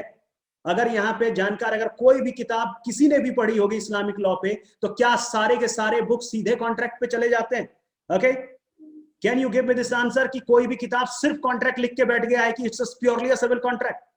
Is there anyone who has studied so far like this? Okay, क्या आपको लगता है कि कोई भी बुक है, आप कोई भी किताब का नाम बताइए। I have read almost every book. Okay, her book मैंने 5-7 बार पढ़ा हुआ है। ओके, कोई भी किताब का नाम बताइए। इवन आप जो है दुक्की की भी बात करेंगे, अशोक जैन का, तो मैं भी वो भी पढ़ के बैठा हूं। सिंगल की बात करते चलो, मैंने वो भी पढ़ रखा है। Okay, no, so there is always have a conflict. तो प्लीज याद रखिएगा, कोई भी राइटर ने साफ साफ ये कभी नहीं लिख दिया कि सीधे सीधे ये जी कॉन्ट्रैक्ट है। ओके, वो इसके अलग अलग एस्पेक्ट पे बात करते हैं, कुछ टॉपिक्स बना के बात करते हैं, कुछ यूं ही बिखरे हुए बातें करते हैं। सो getting the point? So remember this line, तो आप लोग समझने की कोशिश करेंगे कि इस तरीके से इस पॉइंट को यहाँ पे याद रखिए। अच्छा, एक चलो, तो ये पॉइंट तो समझ गए। अब मुझे एक छोटे से सवाल का जवाब दो। इस्लाम ने पॉलीगैमी को बढ़ावा दिया या लिमिट किया? ओके, इस्लाम ने पॉलीगैमी को सपोर्ट किया था या फिर लिमिट किया था? इस्लाम, मैं पूछना चाहता हूं आप लोगों से। ओके, तो भाई किरण का कहना है कि सर सपोर्ट किया। ओके, सो जो है निरंजन का कहना है सपोर्ट है, प्रिया कह रही है लिमिट किया। ओके, कुछ लोग कह रहे हैं लिमिट किया, कुछ लोगों ने कहा कि भाई सपोर्ट किया। आप याद रखिएगा प्लीज, इस्लाम ने पॉलीगैमी को लिमिट किया था। ओके, हिंदूज ने पॉलीगैमी को बढ़ावा दिया था। भगवान कृष्ण की कितनी वाइफ थी? 16,000 समथिंग। ओके, और तुमने प्रॉफिट ऐसा कह सकते हो इस्लाम में 4? ये सुनो, 1955 में एचएमए में चेंज लाया गया, 1955 में एचएमए आ गया, तब जाके जो है बाइगेमी को यहां से रोका गया। ये सुनो, यानी कि 1955 से पहले तक पॉलीगैमी अलाउड थी। Even my father's father had 9 wives. Okay, so we are Rathore, तो डेफिनेटली राजस्थान से हैं तो थोड़ा ये रहता है। मेरे दादाजी के 9 wives, okay, and I have only 1। Okay, so बोल मत देना शिवानी मत बोलो, ठीक है। सो रिमेंबर दिस लाइन, यानी कि यहां पे कोई लिमिट नहीं था। इस्लाम ने जो है वो, हिंदुओं में तो लिमिट ही नहीं था भाई पॉलीगैमी का। इस्लाम ने तो कहा 4 ही शादी कर सकते हैं आप। So please remember this line कि Islam has limited. Okay, but right now 1955 के बाद जो है वहां से प्रॉब्लम आई है, क्योंकि वहां पे कंप्लीट पॉलीगैमी पे हिंदुइज्म में बार लगा दिया गया और इस्लाम अभी तक उस बार को नहीं। लेकिन 1955 से अगर पहले की बात करें, सो और अच्छा एक चीज और सुन लो। एक जो है बच्चे का एक सवाल कि एक बड़ा अच्छा क्वेश्चन है, ये बताओ 4 शादी इस्लाम में रूल है कि एक्सेप्शन? अब देखना यहाँ पे जवाब देने में क्या तुम्हारा दिमाग चलता है कि इस्लाम में 4 मैरिजेज रूल है कि एक्सेप्शन है। प्लीज याद रख लीजिए, ये गलत फहमी मत पालिए, it is an exception. Okay, ये एक एक्सेप्शन की तरह काम करता है, ये रूल नहीं है। ओके, सो आई होप कि आप लोग इस तरीके से समझ पाए होंगे। अब इसके बड़े यूनिक पॉइंट्स हैं जिनमें हम लोग नेक्स्ट क्लास में बात करेंगे और बहुत डिबेटेबल मैटर्स पे बात करने वाले हैं। उसका डायग्रामेटिकल प्रेजेंटेशन मैं आपको क्लियर करने की कोशिश करूंगा कि भाई कि क्या मुस्लिम्स किसके साथ निकाह कर सकता है, क्या मुस्लिम एक नॉन मुस्लिम के साथ निकाह कर सकता है, Indian Christian marriage act, special marriage act और इनका क्या इंपैक्ट रहेगा यहाँ पे, हम वो देखेंगे। प्रोहिबिट रिलेशनशिप में जो है, अगर मैं यहाँ पे एक सिचुएशन कहूं, मान लो कि माँ यशोदा और भगवान कृष्ण वाला रिलेशन हिंदुओं में अभी है। ओके, सेंटिमेंटल्स पे नहीं जाएंगे प्लीज। ओके, आप जो है सिंपल सा एक पॉइंट याद रखिए कि अगर आज की तारीख में एक हिंदू बॉय है who has been suckled, okay, by a woman, एक वुमन ने इसको सकलिंग ऑफ मिल्क कराया है इस बॉय को, गेटिंग द पॉइंट? ये बड़ा होता है, लेकिन इस वुमन ने इसको सकलिंग ऑफ मिल्क कराया था, ये बड़ा होता है और इससे मैरिज करना चाहता है। ओके, ऐसा सोच लो थोड़ा याद करने के लिए, भगवान कृष्ण और माँ यशोदा टाइप का रिलेशन सोच लो। ओके, क्या हिंदू लॉ इनको एक शादी करने की, एक वैलिड शादी करने की इजाजत देता है? I would like to know in the chat box. Okay, answer is 100% yes. Don't say no, don't say no. Okay, अगर नो बोले हो तो प्रूव करके दिखाओ। नो कैसे बोल दिया? एचएमए में तुम जो है कैसे प्रूव कर दोगे कि ये शादी वैलिड नहीं है? सपिंडा और डिग्री ऑफ प्रोहिबिट रिलेशनशिप, आप 2 ही क्लॉज तो मुझे पढ़ाओगे, एक सर 3 एंड एक 3 का जी, 2 ही सेक्शन एचएमए में बोलोगे ना, सेक्शन 3 का एफ और 3 का जी। अगर सपिंड है तो शादी नहीं कर सकते, डिग्री ऑफ प्रोहिबिटेड रिलेशनशिप है तो शादी नहीं कर सकते। Give me this answer. Milk relation को क्या एचएमए रिकॉग्नाइज करता है? ओके, क्या मिल्क रिलेशन को एचएमए रिकॉग्नाइज करता है, बार लगाता है? भूल जाओ, एचएमए में कोई बार नहीं है मिल्क रिलेशन पे। You can marry okay with a lady with a milk relation, milk relation के साथ कोई बार नहीं लगाया गया है। डिग्री ऑफ प्रोहिबिटेड रिलेशनशिप, अभिषेक अगर आप पढ़ें तो आपको पता चल जाएगा वहां पे कहीं मिल्क रिलेशन नहीं है। Okay, please make this point clear. Yes और नो? हाँ, एडॉप्शन वगैरह हो जाए तब तो बात बनती है।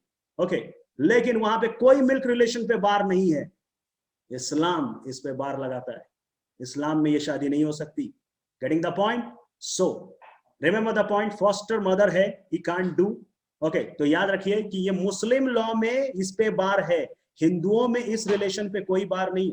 तो माँ यशोदा और भगवान कृष्ण जैसा रिलेशन अगर हमारी सोसाइटी में दिखता है हिंदुओं में, शादी अलाउड है, लेकिन क्या इस्लाम में अलाउड है?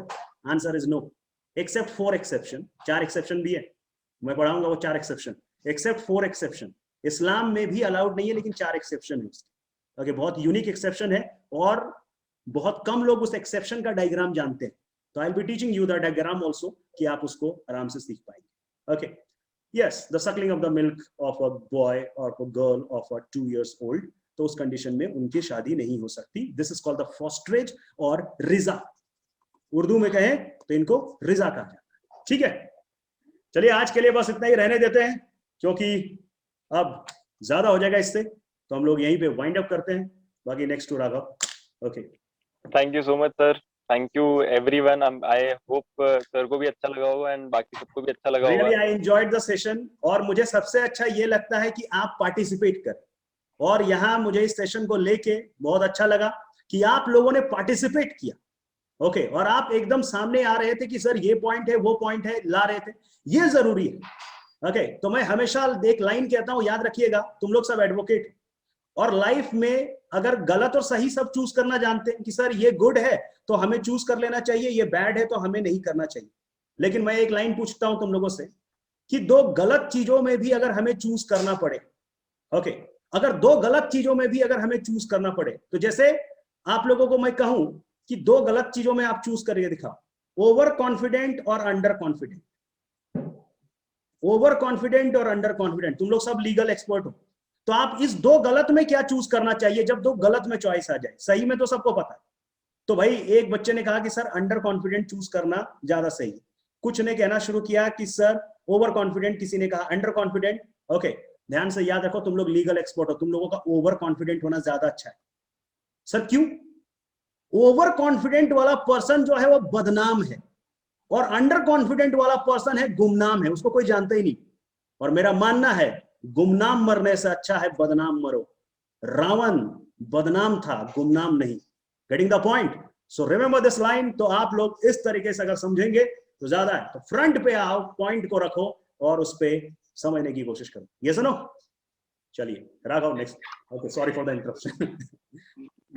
सर दिलकश हो गया सर थोड़ा सा, मैंने अभी वर्ड देखा एकदम से, मैंने कहा ब्यूटीफुल को क्या कहते हैं उर्दू में।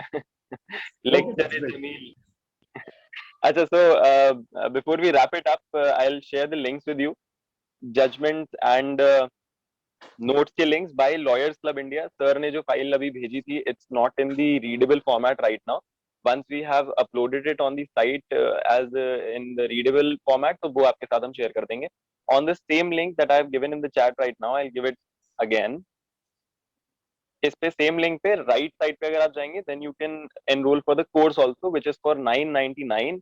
And 999 was for Gyan sir because हम उसमें सिर्फ 5 classes करने वाले थे, but we have decided कि we'll have to go beyond 5 classes if we are going to do it with Uday sir. So that's it for today. I hope everyone has enjoyed. We can see in the comments. And thank you so much, sir. I hope we can trouble you again someday. Thank you, God bless you all. और मेहर, आपका question मैं next session में जवाब दे दूंगा कि वो जजेस वाली डेवलपमेंट अभी हमने नहीं बात की है कि अलग अलग डेवलपमेंट क्या रहा, तो नेक्स्ट सेशन में जब हम आएंगे तो डेफिनेटली आंसर करेंगे। ओके, चलिए, thank you very much everyone, god bless you. Take next session की आप लोगों को मेल मिल जाएगी if you have signed in with the right email, तो ईमेल पे आपको नोटिफिकेशन आ जाएगी, और else you are following us on various channels, तो कहीं पे भी नोटिफिकेशन तो आ ही जाएगी। Thank you sir, thank you everyone.